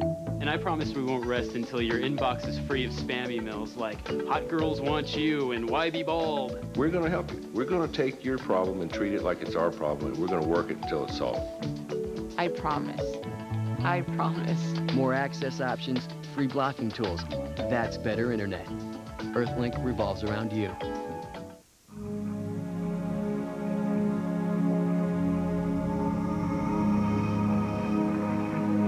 The all-new Jeep Grand Cherokee. With QuadraDrive 2, our most advanced four-wheel drive system ever, a 5.7-liter Hemi V8, and our new electronic stability program. The off-road legend continues on-road.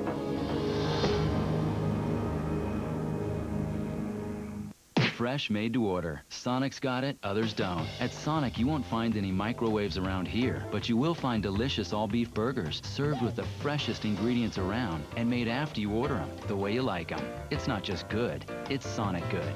The new Amazing Race is as thrilling as ever. This is the map. Can you see anything more than I can? You're a whiner and a complainer. We're number 1. No, we're not. A new Amazing Race, CBS Tuesday.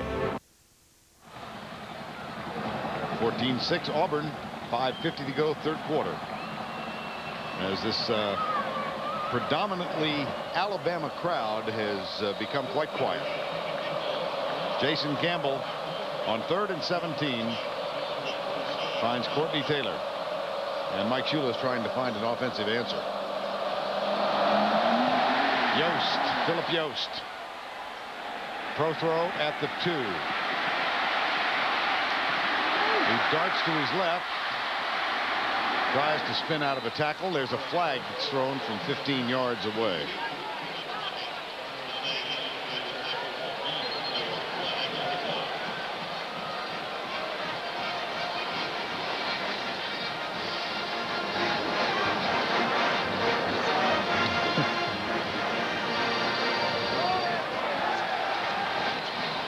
Now, while we wait for the call, let's go back to the touchdown. Well, the guy you got to watch right here is Charlie Peprah, because what happens is Auburn's going to send 2 receivers deep, and Jason Campbell is going to put that safety in a bind. Now, Auburn did a nice job of rolling the quarterback out. That bought him a little extra time, and he saw that safety lock on the inside receiver, and that left Courtney Taylor outside. It's not the corner's fault, because the corner turned him over, and the safety not able to get over because he was occupied by the inside receiver.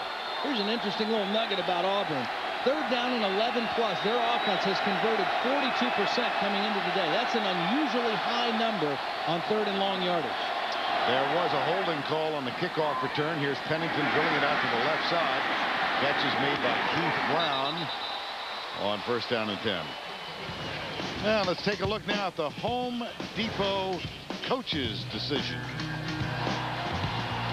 November 6th, Mississippi State. One of the 18 seniors, Anthony Carter, came on the field for the first time in 3 years. Quite an emotional moment for Carter. He had a terrific start to his collegiate career. His freshman and sophomore years in 1999 and 2000. Injuries, and this was Anthony before the game, leading the crowd as he makes his final appearance here at Bryant-Denny. And just about everybody that we talk to, players and coaches alike, when you mention his name, a smile comes on their face, and they just say he's been a great leader, a guy who comes to work every day even though he can't play, and puts his time in. He's been a great encouragement. They've got a lot of young receivers on this Alabama team, and he's been like a big brother to those guys. An Alabama player down. It looks like it's LaRon McClain again. He hurt his right ankle in the game last week against LSU, and that looks like what they're looking at again.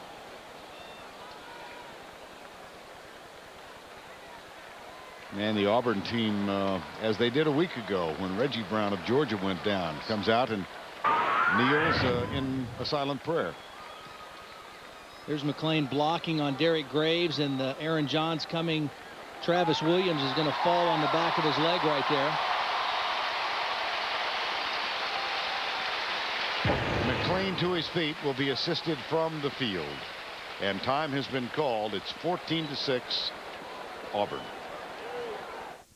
What's this? That's a blade. Blade?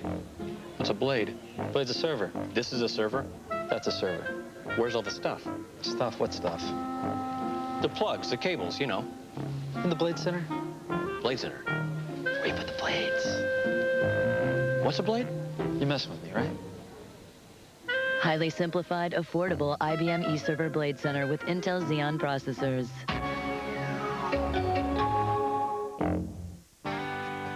If you want to do more with a room and a budget, you can, because the Home Depot is driving down the cost of home improvement.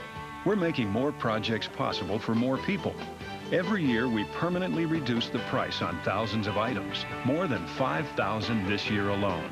Whether it's our low price guarantee or associates with a knack for making your projects more affordable, we're helping your hard-earned dollars work even harder. The Home Depot. You can do it. We can help.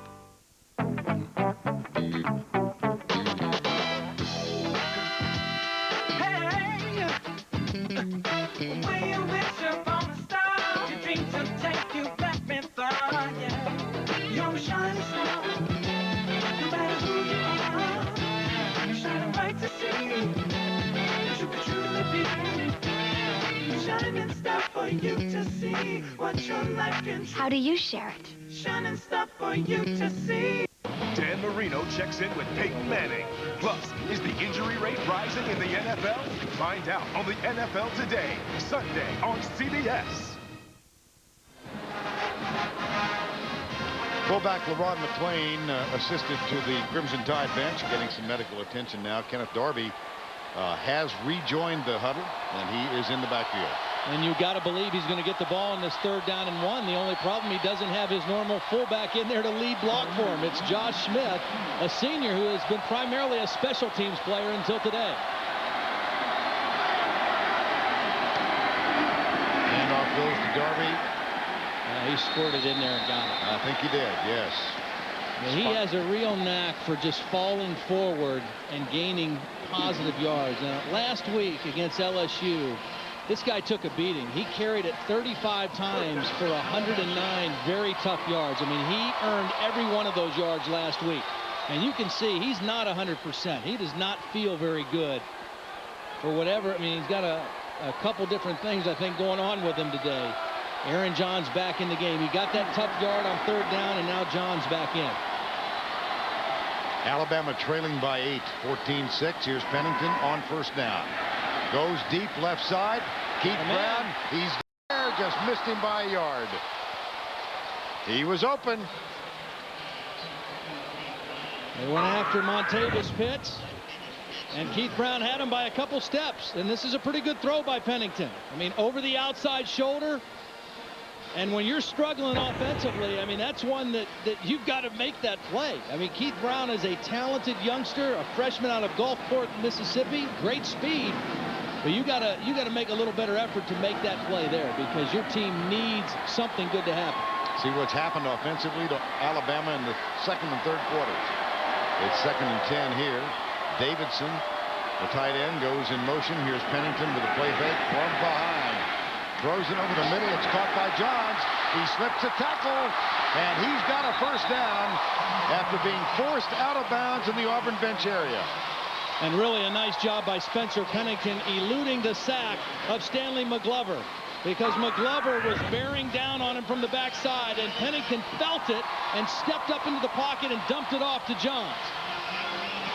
A nice heads-up play in the pocket by Spencer Pennington, feeling the rush and dumping it off to the tailback. That's a gain of 19 and a 1st down. Again, I think you got to go play action and try to throw the thing down the field. Now they've got one back in, and it's Josh Smith, the fullback. Here's the toss to Josh Smith, and he gets out near the 48-yard line on his 4th carry of the season. Well, we've seen this before from Alabama. We saw it in the Tennessee game. I mean, it's going to come down to, if Alabama is to have a chance to win this game, it's going to have to be Spencer Pennington. He's going to have to throw the football for them to win the game. Kenneth Darby is not 100%. He's not there. LeRon McClain, the fullback, is not in the game. You've got a couple 3rd-teamers in your backfield right now. It's on the quarterback's shoulders. 2nd down and 5. They'll keep it on the ground, test the center, and Aaron Johns, number 28. And I should add also, not only on Spencer Pennington, but it's on this veteran offensive line. The strength of this Alabama team all season has been the offensive line, led by Wesley Britt and Evan Mathis on the left side, J.P. Klausner, the center, Danny March, a senior at right guard. This has been the glue of this football team so far this year. They've got to find a way to block for these backup running backs and to protect their quarterback. 3rd and 1. Johns is the deep back. He gets the handoff, tries to hurdle for the 1st down, and while we get the spot and check for the 1st down, let's check in with Tracy. Thanks, Vern. A few injury updates on the Alabama sideline. Kenneth Darby, we've seen him going in and out. He's been holding, it looks as though his stomach or his groin. I don't have any other information on that.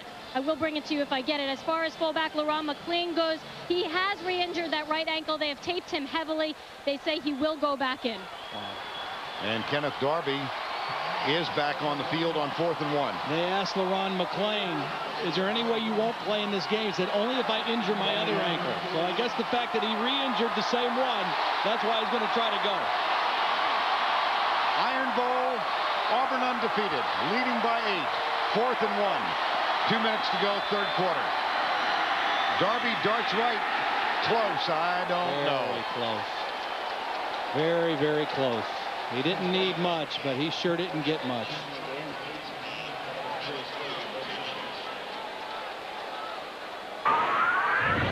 They tried to run right.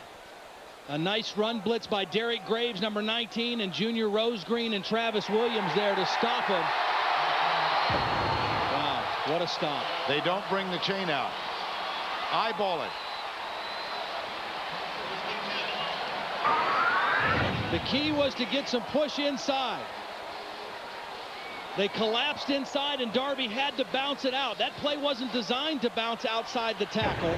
It was forced outside by Auburn's penetration. So the Tigers take over on their own 48-yard line. Look at the amazing difference in field position from one half to the other. Here's first down, fake the option, go back to throw, and he's got Silas. It's Taylor again. Nice Courtney call. Taylor. Nice call. Your defense just gets a big stop. You come back and you go for the big play with your senior quarterback. Jason Campbell has run the option twice. This time they fake the option. You see all the Alabama defenders run with the option, and then you throw it out the backside, and you beat the linebacker, Jawan Garth. Fake the option, come off the line, and make the throw downfield on the crossing route. Great call by Al Borges. I'm thinking of our conversations over the year with Al Borges. It's not only what you call, it's when you call. Absolutely. Taylor with 5 catches, including a touchdown. He's gone over 100 yards now. That one was good for 24.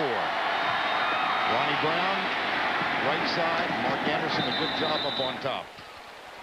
And we'll catch our breath and go back to Tim Brando and get an update. Tim?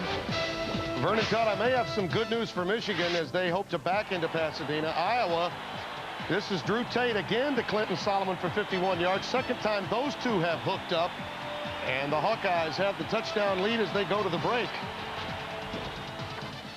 I don't know if it'd be good news for Vern and I, but definitely good news for Tracy, a Michigan grad. She'd be happy if Michigan could back in anyway, get into the Rose Bowl. Congratulations to Penn State for their win today. Yeah, good win for Coach Paterno. Your alma mater. Here's Campbell, left side, and a fine defensive play.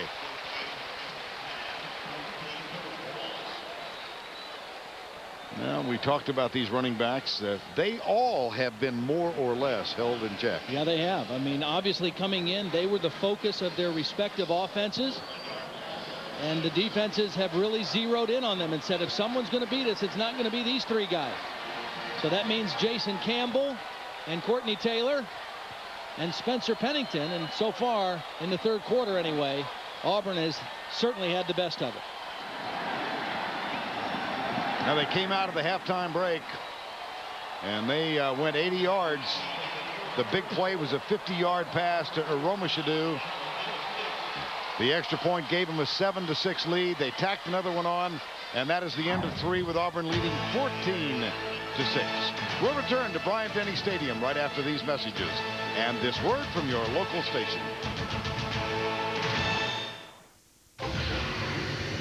This is titanium. Strong, long-lasting, durable, and only Remington brings it to you in the all-new titanium shaving system. Designed for closeness, comfort, and to clean itself automatically. Any way you slice it, it's extraordinary. Shave after shave.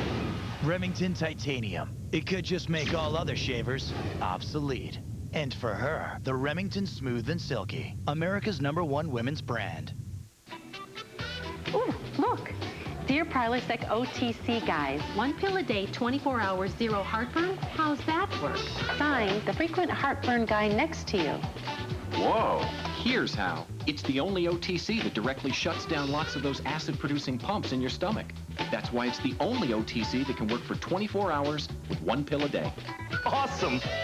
Prilosec OTC. 1 pill a day, 24 hours, 0 heartburn.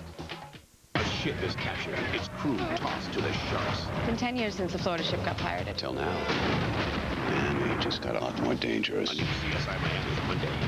Everybody loves Raymond. Mondays on CBS. It's all here.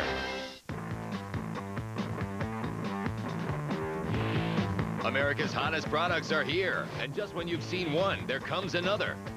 And another. And they're all at your Dodge dealer.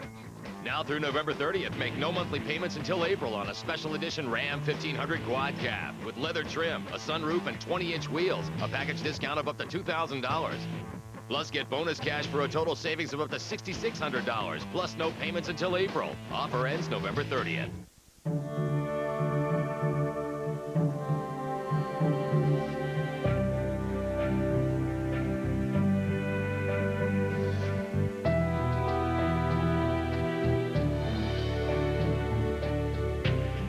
We believe the line between on-road and off-road should be almost imperceptible. The luxury utility vehicles at Lexus of Chattanooga. Chevy Silverado half-ton crew cab. Fact. More standard horsepower than Dodge. More standard torque than Ford. That's why Silverado is the right truck. Get a specially equipped 05 Silverado with these available option package discounts combined with total cash back for a $5,000 total value with GMAC financing. Chevy, the official truck of an American revolution. See your local Chevy dealer. How to avoid holiday budget blue after Dr. Phil Tuesday at 6. Holiday budget blue after Dr. Phil Tuesday at 6.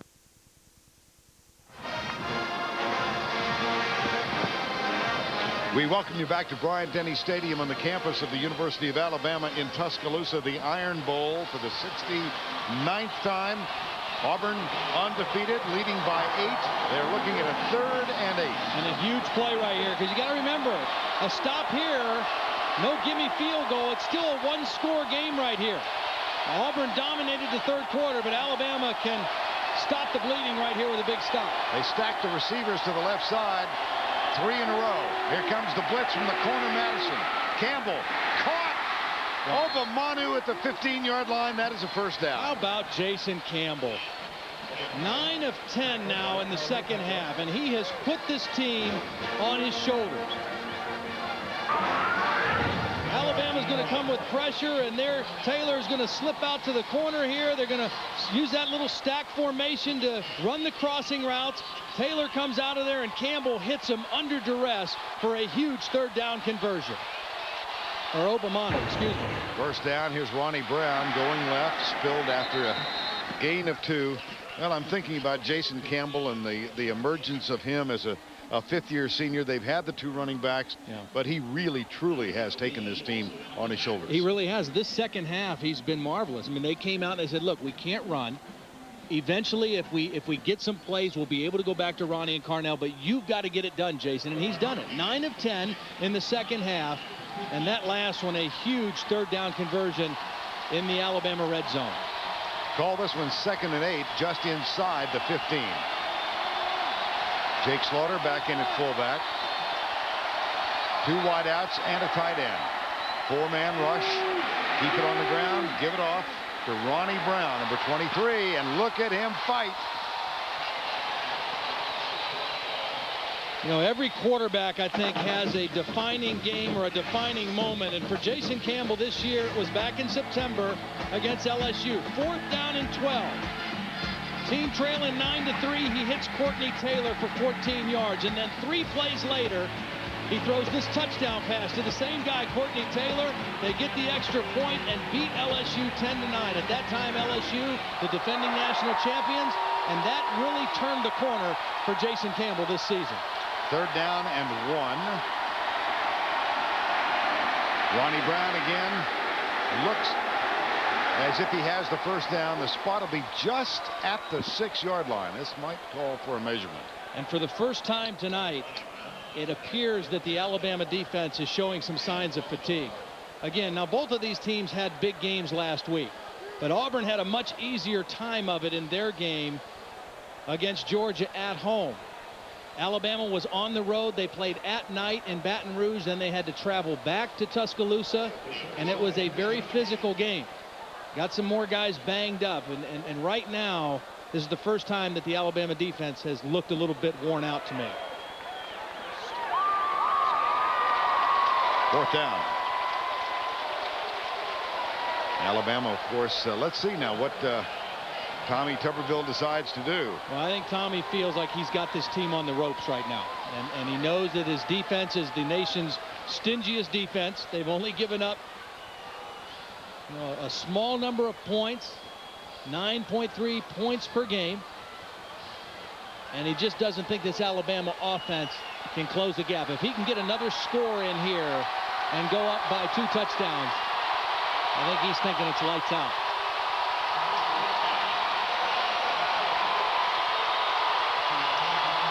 Fourth and inches. On the road, undefeated in the Iron Bowl. Trying to put it out of reach. They will go for the first down or the touchdown. Quarterback keeper. They go for the first down, and they got it. Got it. You know, I think about this Auburn team that we've seen throughout the season. They not only defeated LSU in a pivotal game back in September, then went on the road and won at Tennessee big. And then defeated Georgia last week big.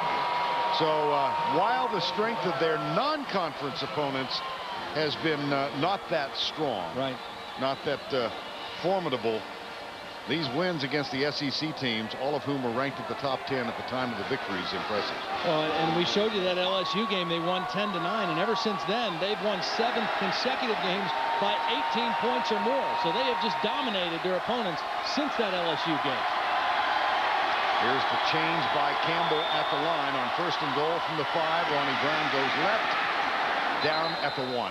He doesn't slip. He's in the end zone. Yep. He got tripped up and fell short of the end zone, but he had a clear path there. Jake Slaughter, he doesn't play a lot, but they need him in there when they got tough situations. Blocking on D'Amico Ryans. Excellent block by the fullback. And again, if Ronnie Brown doesn't trip, he walks into the end zone. Brown 11 carries for 40.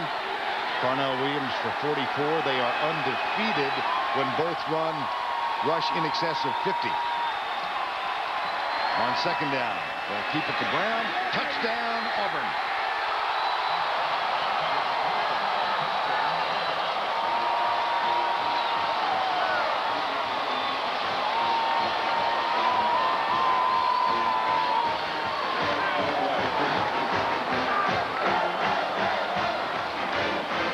This has been quite an impressive second half. Yes, it has.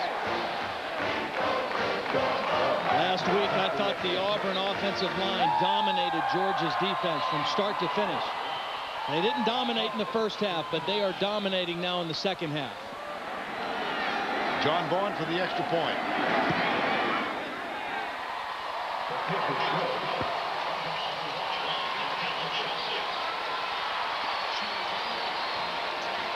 Watch the push.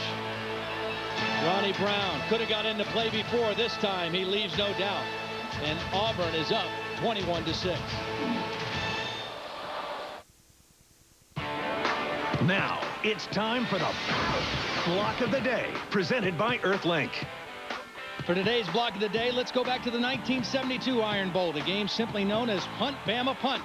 The number 2 ranked Crimson Tide had a 16-3 lead in the 4th quarter when the Tigers' Bill Newton blocked not 1 but 2 Greg Gant punts that David Langer picked up and scored on both times. The final Langer score proved to be the game winner. Auburn won 17-16. Bill Newton with 2 historical Iron Bowl blocks of the day. For more on Earthlink's block of the day, log on to cbssportsline.com/Earthlink. Hey, Jim. Hey, Ronnie. What's that? Ronnie, lately I've been wanting faster internet. So I got an Earthlink high-speed connection. Seems kind of crazy to me. Is downloading up to 70 times faster than the regular dial-up crazy, Ronnie? Touché, Jim. But what if I don't want a crazy thing on top of my head?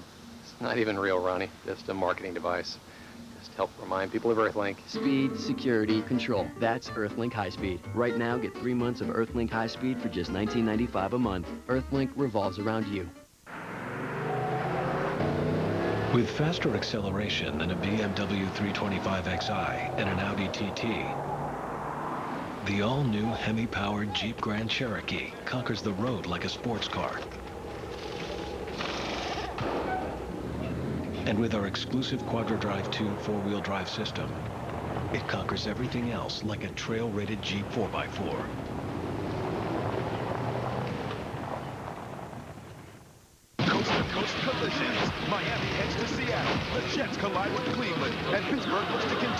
amazing run against Cincy, Sunday on CBS. Tonight on CBS, the Emmy Award-winning Amazing Race is back. If you missed the premiere, catch it tonight, followed by a new episode of 48 Hours Mystery. It's all here tonight on CBS, America's most watched network. 21 unanswered in the second half for the Auburn Tigers, trying to keep the dream alive, a dream of an undefeated season and a possible national championship. And here's the kick taken by Prothro, a yard in. He will bring it out. Does not quite get to the 20-yard line. I know we've made this point earlier in the game, but I think it's worth revisiting. For Alabama, we talked about the margin of error for their offense, and you got to go back again to that second quarter when they had a 1st and 10 at the Auburn 15, and then they also had a 1st and 10 at the Auburn 6, and all they got out of that was 3 points. And you knew that sooner or later this explosive Auburn offense would get things going and they'd get some rhythm. And you know, if you get a couple touchdowns or even one touchdown in that situation, you've got a little different ball game. Now here is Spencer Pennington, began the season as the #3 quarterback. Brody Coyle injured in the 10th quarter of the season against Western Carolina. There's Matt Caddell out to the left side. Spencer Pennington then backed up Mark Gillen for a couple of games, came on as a starter. He has yet to throw for more than 150 yards in a game. But I got to tell you, this is the best that I've seen Spencer throw in a game. And there's Brody Coyle, who was just off to a marvelous start before he was injured in the second half of the 3rd game of the year. But this is the best that Spencer has looked to me in a game. First down. Back to throw again. Gets a good block. Pulls up. Finds Caddell. Caddell looks for a block and gets it. Oh, McClain took out 2. And here's Matt Caddell. Wait until you get another look at the block of LaRon McClain. He took down 2 Tigers. With one leg. I mean, he's playing on one leg out there. He's had that right ankle taped and retaped and retaped. Take a look. Again, Pennington, a nice job of moving up in the pocket. And here comes McClain, the double cut block. And then DJ Hall out leading the way for Caddell. He took a short completion and turned it into a huge gain. That's a gain of 48 yards. Second pass in excess of 40 for Spencer Pennington in the game. There's McClain going right. Pennington back. Across the middle, incomplete. Intended for Darby. Derek Graves right with him, number 29. And let's spend a moment back in New York. Once again, here's Tim. All right, Vern and Todd, a little history lesson here. California's Marshawn Lynch is going to take this handoff. Watch this run and how he reverses his field. Now, remember, Cal has a makeup game on December the 4th against Southern Mississippi to hold on to their BCS. Guys, the only thing missing here was the band wasn't on the field. Where's Joe Cap when you need him, Vern? And Kevin Moen. 2nd down and 10. Thank you for the history lesson. Here's 2nd. On the ground, no. 3rd down. Boy, Auburn's run defense has been spectacular today. I mean, they have just not given Ken Darby or Aaron Johns anywhere to go. They've just exploded into gaps. They bring their safeties up quickly in the run game. Will Herring and Junior Rose Green. Dave Rader told us that he thought this was probably the best tackling defense that they'd faced this year. And you don't see many missed tackles. Alabama, 29 rushes today, only 35 yards. That's extraordinary. And they came in averaging 215 a game. And now Alabama looks at a 3rd and 13.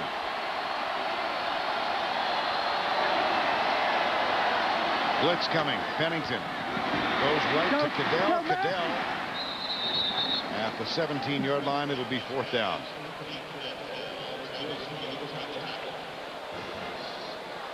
Well, 4-down territory. I mean, a field goal is not really going to help you at this point. You've got to keep this drive going and get one in the end zone as quickly as possible. There's still 9 minutes left in the ball game, but it's this play right now. They've got to convert here. See, the Spencer Pennington has just thrown for a career high of 156. Caddell right, Prothro left. 4th and 6. He can run for it. No, he finds. Oh, it's dropped at the 10-yard line. Tyrone Prothro. Oh, you're right. It looked like he could have run for it. And he tried to dump it to Prothro, and I don't know if Prothro was expecting it or not. Spencer Pennington, who has showed pretty good awareness in the pocket, takes off. If he just tucks it and goes and dives, he probably gets the first down. Tyrone Prothro coming into the game, the team's leading receiver, just a lack of concentration there all the way. So the ball goes over on downs with 8:46 to go. 1st and 10, Auburn. They get to rest next week. They will face Tennessee in the SEC championship game on CBS in 2 weeks. Well, Auburn, with their convincing win over Georgia last week, did climb into a tie for second in the writers and broadcasters poll, the Associated Press. The coaches, who, by the way, decided not to make public their votes by a 42-39 count, have them ranked second. Well, where Auburn has been hurt has been in the computers. The computers have Oklahoma #1 and Auburn #3, and therefore, you know, even though they've moved up in the AP and the coaches, they haven't been able to overtake Oklahoma, even though they have really closed the gap. Ronnie Brown out to the 21. You mentioned Oklahoma. They beat Baylor today handily, shut them out 35-0. They will play in the Big 12 championship game against an inferior opponent, quite honestly. It'll either be Iowa State, who is 6-4 if they beat Missouri next week, or Colorado, who is also 6-4. They must beat Nebraska in Lincoln. One of those teams will be the matchup for Oklahoma in the Big 12 championship. 3rd down, Jason Campbell. He sends Silas Daniels in motion. Daniels in the slot. Here's Campbell. Half roll. He's got Daniels wide open. And the tackle made at the 30, but that will be a 1st down. Ramsey Robinson, number 17, made the tackle. Well, this is a little unusual to see a guy so open. Silas Daniels was wide open out there all by himself. Good form tackle by Ramsey Robinson, but not very good coverage. It had to be some kind of a breakdown in the Alabama defense on that particular 3rd down play. 1st down and 10. Daniels breaks out wide to the left side. Aroma Shadu, who had the big catch of this ball game, a 50-yarder on the opening drive of the 3rd quarter, is wide to the right. Up the middle to the 40. Well, recall the mess in the BCS a year ago when LSU and Oklahoma wound up playing in the final rankings. They were 1 and 2, and USC was left out. Yep. Now, Southern California is undefeated for the year, playing on the Pacific Coast, and there's some thought, Todd, that writers and broadcasters and maybe the coaches have kind of given them that #1 spot as a makeup call for them being left out of the championship game a year ago. I think there might be some sentiment that has laid people that way. Certainly, because they did get left out last year, and they finished, you know, 1st in the AP poll, but didn't get to play in the championship game. There's a fumble.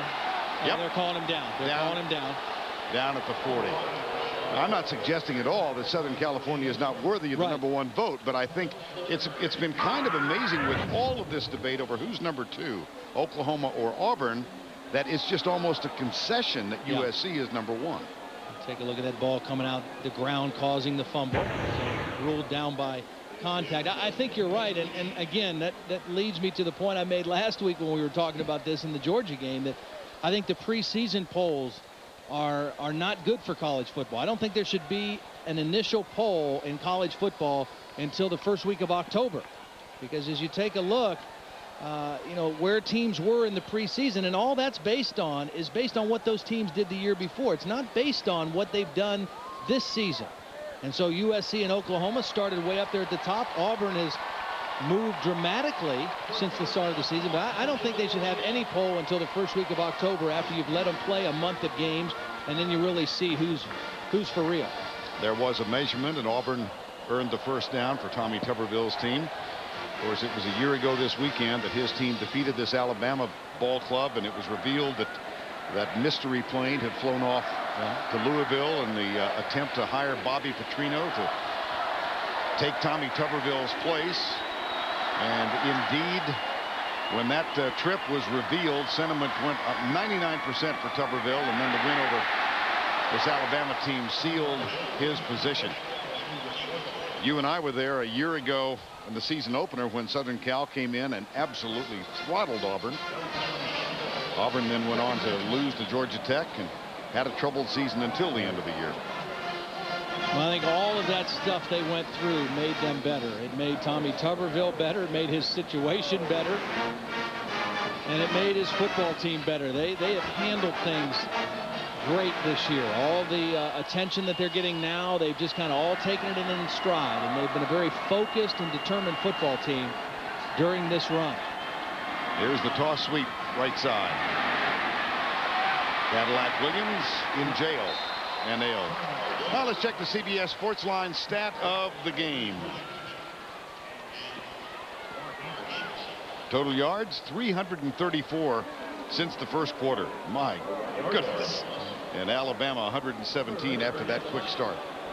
Get complete game stats at CBSSportsLine.com. You know, the other thing about this Auburn football team, and it's kind of a consistent thread through championship teams, whether you're talking about college or even in the NFL, they have stayed remarkably healthy through this season. You look at their offensive line, their center, Jeremy Engel, missed a couple games, but everybody else has played every game. The backs both stayed healthy. Jason Campbell stayed healthy. Defensively, and compare that to this Alabama team that has basically lost their entire starting backfield to knee injuries, and in this game have played part of the game with third-teamers.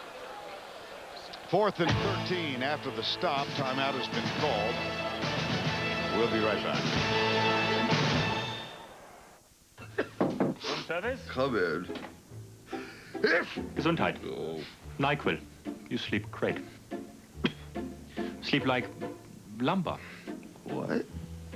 Like the infant. Oh. Sleep like home.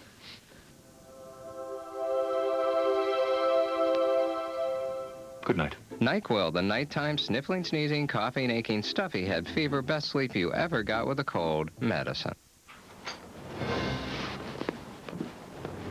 It was a cold and blustery day when he took the field.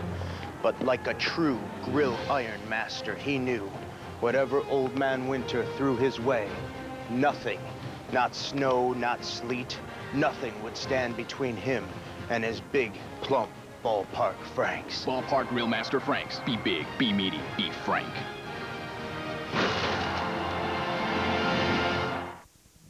The strength of body armor lies in its ceramic plating. The strength of an Apache helicopter lies in its composite ballistic armor. The strength of an Abrams tank lies in its steel-encased armor. But the strength of a nation lies in a simple piece of aluminum.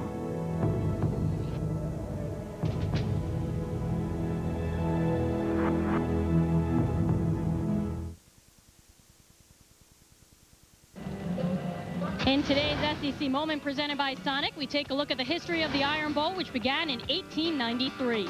A money dispute suspended the series until 1948. In '71, Pat Sullivan won the Heisman, but Bama won the Battle of the Undefeateds. The next year, Auburn won the infamous Punt Bama Punt game. Bear Bryant became college football's winningest coach in '81. Bo Jackson announced his presence the following year. Kicker Van Tiffen saved the day for the Tide in '85.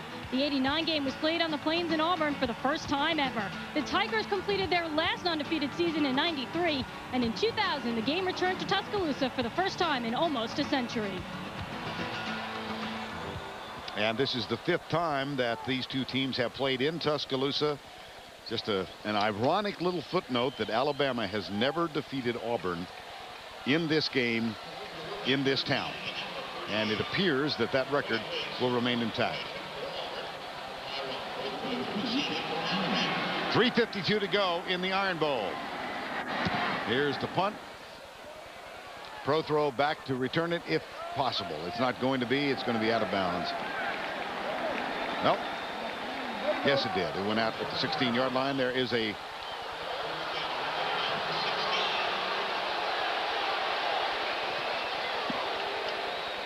there's the spot.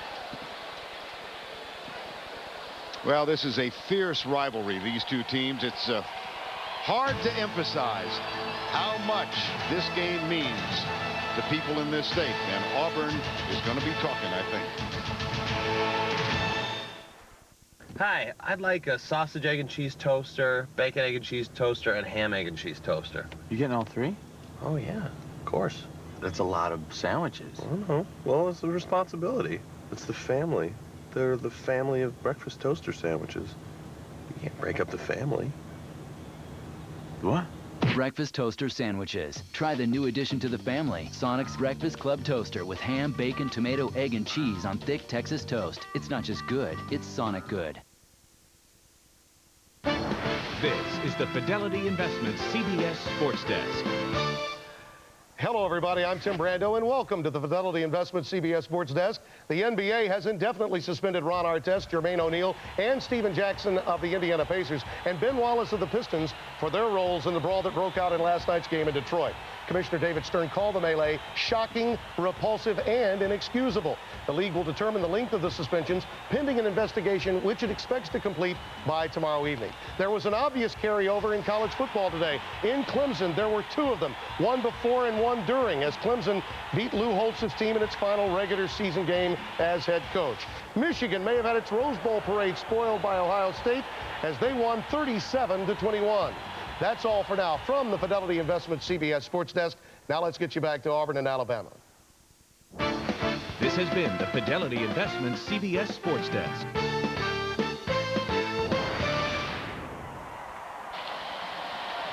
We return to Brian Denny with 3:42 to go. 21-6. Auburn undefeated for the season. They're in the SEC title game in 2 weeks. They'll take on Tennessee. And dreams remain for a potential berth in the national championship game and the realization of a national title for the first time since '57. There's a pass left side, incomplete. The biggest question about that game for Auburn and defensive coordinator Gene Chizik will be what quarterback will he face in that game. Rick Clausen, the quarterback today in their game against Vanderbilt. Of course, Eric Ainge was injured in the Notre Dame game. His throwing shoulder. Brent Schaefer, a broken right collarbone. His non-throwing shoulder the week before against South Carolina. Will either one or both of those guys be healthy for the championship game? Here's Pennington for Prothro. Big toss out to the 32-yard line. That will be a first down. That's a gain of 18. Well, we talked about that 1957 championship team coached by Shug Jordan. They won the title, finishing 10-0, shut out 6 opponents. They gave up 28 points all season long.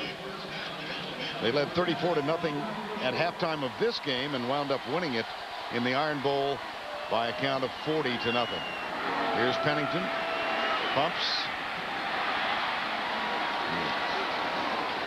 Down. That defeat, by the way, led to it was the end of Ears Whitworth's career at Alabama. Yeah. And a guy named Paul Bear Bryant came in. First and 10. We had a chance last night. The Alabama athletic staff, led by athletic director Mal Moore, gave a wonderful dinner for Auburn retiring athletic director David Housel.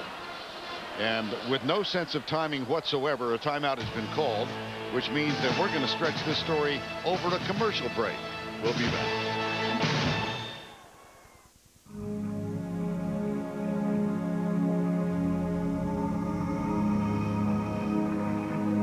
The all-new Jeep Grand Cherokee. With QuadraDrive 2, our most advanced four-wheel drive system ever, a 5.7-liter Hemi V8, and our new electronic stability program. The off-road legend continues on-road.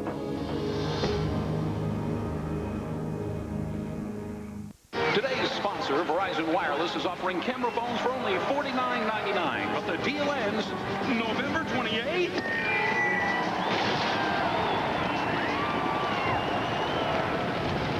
It's the holiday kickoff sales event. March into a Verizon Wireless store to get a Motorola camera phone with mobile web and speakerphone for only $49.99. But you gotta hurry. The holiday kickoff sales event ends November 28th. Good. Verizon Wireless. We never stop working for you. Will it be A or B? A or B? All a man wants is a cold beer and he gets hit with the pop quiz. And now's when a high life man licks his number 2 pencil and proudly writes down A and B. Tests always make me thirsty. The Home Depot SEC on CBS is sponsored by Argent Mortgage, Ballpark Franks, the United States Army, and by Vicks NyQuil. This day began with Alabama legend Joe Namath running the football out. Mentioned that we had a chance to spend the evening in his company last night at a testimonial dinner, and there were several tables for 8. And after introductions were made, Joe Namath looked over at David Housel and said, "War Eagle." And David Housel from Auburn looked back at Joe Namath and said, "Roll Tide." It was a nice moment. Here's Pennington sliding down as he crosses the 50 and gets to the 47. Now the lineup tonight on CBS. The Amazing Race, and that's followed by 48 Hours Mystery. Tonight's lineup on CBS. 2nd down and 3. Pennington back. One hopper, incomplete. Now you were talking about Jeremy Engel. Yeah, I mean, one of the things I love about this game is just the passion. There's Jeremy Engel. He's playing hurt. He has a severe high left ankle sprain that he got in the Kentucky game, but he's playing through it. Now, he's a guy who grew up a huge Alabama fan. When he was 10 years old, he went to every game of the 1992 season at home. He was in Birmingham for the SEC championship game. He was at the Sugar Bowl when they won the national championship. He at once said he would turn down a scholarship to Auburn in order to walk on at Alabama. Well, as he grew up, he ended up walking on at Auburn, and he toiled as a red shirt and a scout team player, and now he's a starting center. There's Pennington rolling out, sliding down for a 1st down. Well, these Alabama seniors have been through 4 and 5 years that have really been difficult. 18 of them playing their last home game. They have posted a winning record, 3 winning seasons despite being placed on probation. They will make their 2nd bowl appearance. They went through a cascade of coaches like you can't believe. Mike DeBose, followed by Dennis Franchione, who took a hike over to Texas A&M. Mike Price, who had to resign in disgrace here, who has found redemption at the University of Texas at El Paso. Limited scholarships, no bowl. They have achieved much in their careers here. Wesley Britt is one of those guys that just epitomizes it. The senior, Cornelius Wortham, took a medical red shirt last year because he had a dislocated elbow, came back, has been the team's leading tackler this year. A lot of heart, a lot of grit on this Alabama team. Here's Pennington going left, finding Prothero. And he's going to get inside the 20 near the 17-yard line as the clock reaches the 2-minute mark. And I said this earlier, and I know this is mop-up right now. I mean, a 21-6 lead. Auburn's going to let you complete some passes, but this is the best I've seen Spencer Pennington play all season. I mean, he has played a pretty solid game. He had the interception down in the red zone that really hurt them, but he's thrown the ball better in game situations than I've seen him all year. That one near the 10, it's incomplete. Pennington not only over 150 yards for the first time in his career. That was Ezekiel Knight. He has surpassed 200 yards, 16 of 28 now for 208 yards. A little bit high, but it's a tall wide receiver, Ezekiel Knight, and a hard-hitting safety, Junior Rosegreen, there to make the contact. 3rd and 5. Pennington offered a scholarship by Dennis Franchione. He thought he was going to be going to Mississippi State. And during a practice for the state championship game his senior year, Franchione offered him a scholarship at Alabama. Here's the pass in the corner for Cadell, the adjustment. And is it intercepted? No, it's knocked down as incomplete. Zach Gilbert, a walk-on, number 38. No, Auburn came after Pennington that time. He made the right read, throwing outside, but Gilbert in perfect position. Gilbert is a redshirt freshman, a former walk-on, has gotten a chance here in the last couple weeks to compete for playing time. You see Mike Shula saw that one go awry, but really outstanding position by the young corner. 4th and 5. Knight and DJ Hall are wide right. Pro throw wide to the left with Cadell. Into the end zone. Caught. Touchdown. DJ Hall. Well, you go for 2. 21-14. If you make it, or do they go for 1? And then, well, no, I think you go for 1, because if you miss the 2, then you have to score twice. Right. I think you kick it, and then you try to get the ball back again on the onside kick. Ryan Bostic.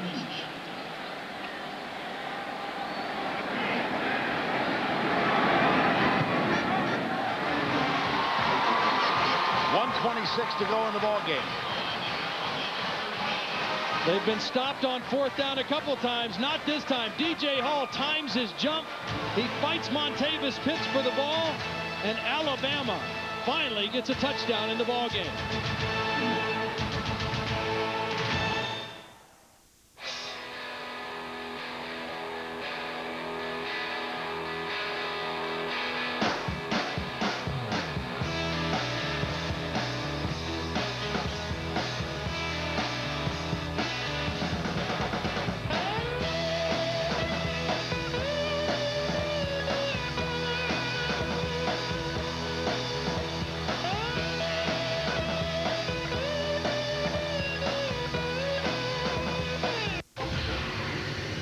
This is titanium.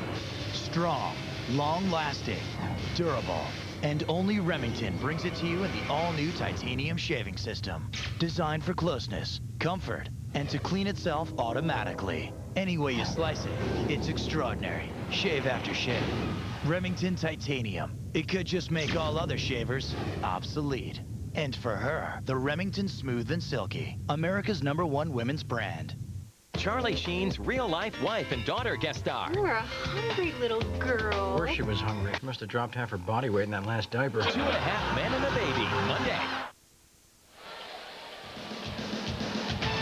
Next Saturday, our group will be back in Athens, Georgia Tech in Georgia, the 11th-ranked Bulldogs. That's next Saturday at 3:30 Eastern Time. It all begins. Yes, it does. With the TIAA Craft College football today, next Saturday at 3 o'clock. It's Thanksgiving. We got a new episode of Survivor to top off your holiday feast. Don't miss an emotional visit with loved ones that brings an unexpected twist. TV's most watched reality show, Survivor. It's all new Thanksgiving night, 8, 7 Central on CBS. Wasn't that last year they were eating worms and mud and stuff Thanksgiving? You know. I just remember you saying, God bless him. Oh, yes, I did. Well, it was Thanksgiving after all. There's the onside kick. Going left, there's Courtney Taylor up in the air. Nice catch. Boy, he had his legs taken out from under him as he made the grab. What better guy to have out there than your team's leading receiver? And he's injured. On your hands team, goes up high. You've got to do that, because if he doesn't catch it high and it hits the ground, it's a free-for-all. Taylor still down. Now he's up. He's had a nice ball game. Yes, he has.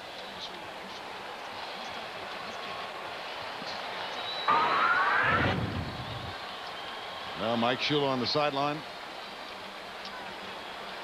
Little ballet move. He does that better than Philip Fulmer does. By the way, Mike's father, Don, came in last night at around the midnight hour. He and his wife fresh off of another cruise. Don's enjoying retirement. So he's here in the stands, or in probably up in the press box area. Now time for a knee.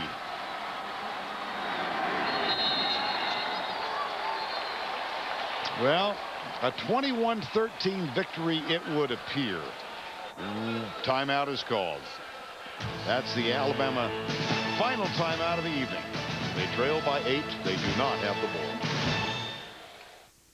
I'd like to experience a total system meltdown. I'd like to lose all of my music files. I would really love to get a virus and give it to all my friends.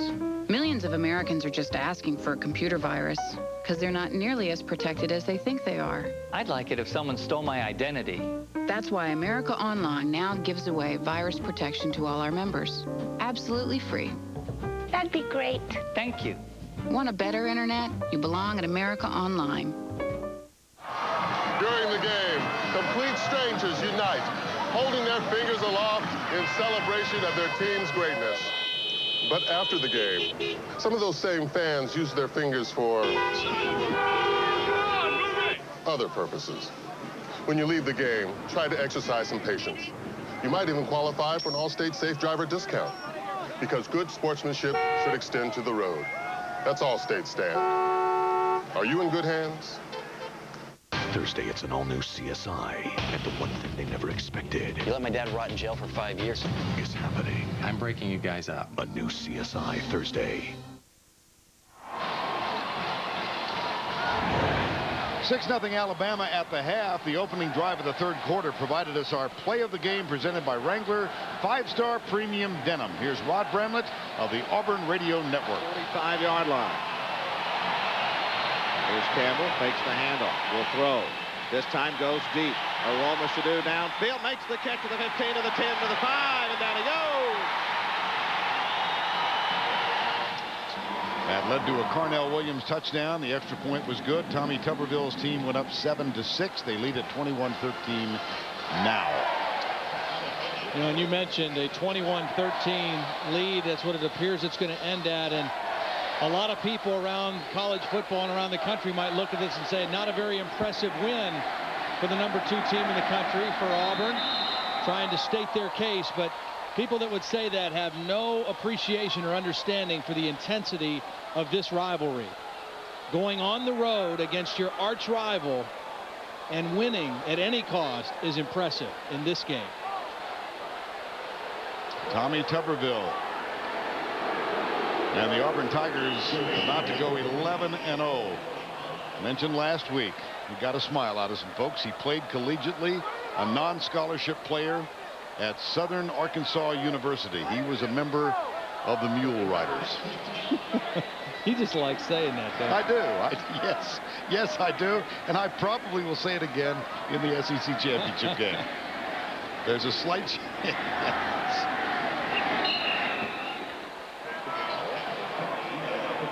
Jason Campbell down. 35 seconds to go. Tennessee won the national championship in 1998. Got a big break en route in their game against Arkansas. Tommy Tuberville's team had that come from behind victory. Missed an extra point in the game against LSU. A penalty call. They got a second chance. John Vaughn kicked it. That, they believe, ignited the season. That win over LSU. Well, again, at that time in the season, LSU was the defending national champion, and everybody expected LSU to be the team to beat in the SEC West, not Auburn. Now Tommy Tuberville's team has called time out. Well, they just wanted to get the clock down as far as they could so that they could just run out the clock on this fourth down play. I don't think they want to punt the ball necessarily. I mean, they could, but they just want to make sure that time is out if they take a knee one more time.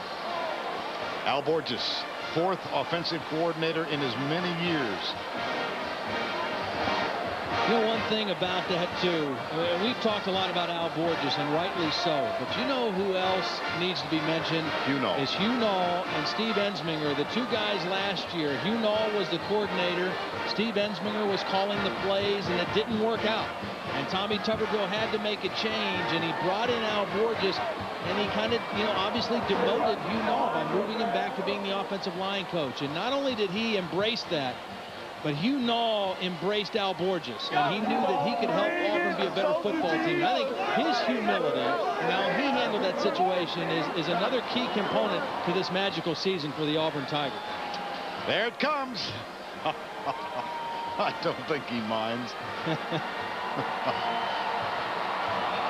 I wonder if Stanley will get Tommy Tuberville to dance. Stanley's one of those dancers on the Auburn team. He might get Tommy to join him in a little two-step down there. 4th and 21. Jason Campbell will run out the clock. The Auburn Tigers go to 11-0 in the 2004 season. They will play in the SEC championship game against Tennessee. The dream is still alive. The potential berth in a national championship game and the possibility of a national championship. And a little mess at the middle of the field. Yeah, Terry Jones Jr., one of the strength coaches, is out there in the middle of it, trying to keep the teams away from each other. They got it under control. Yep.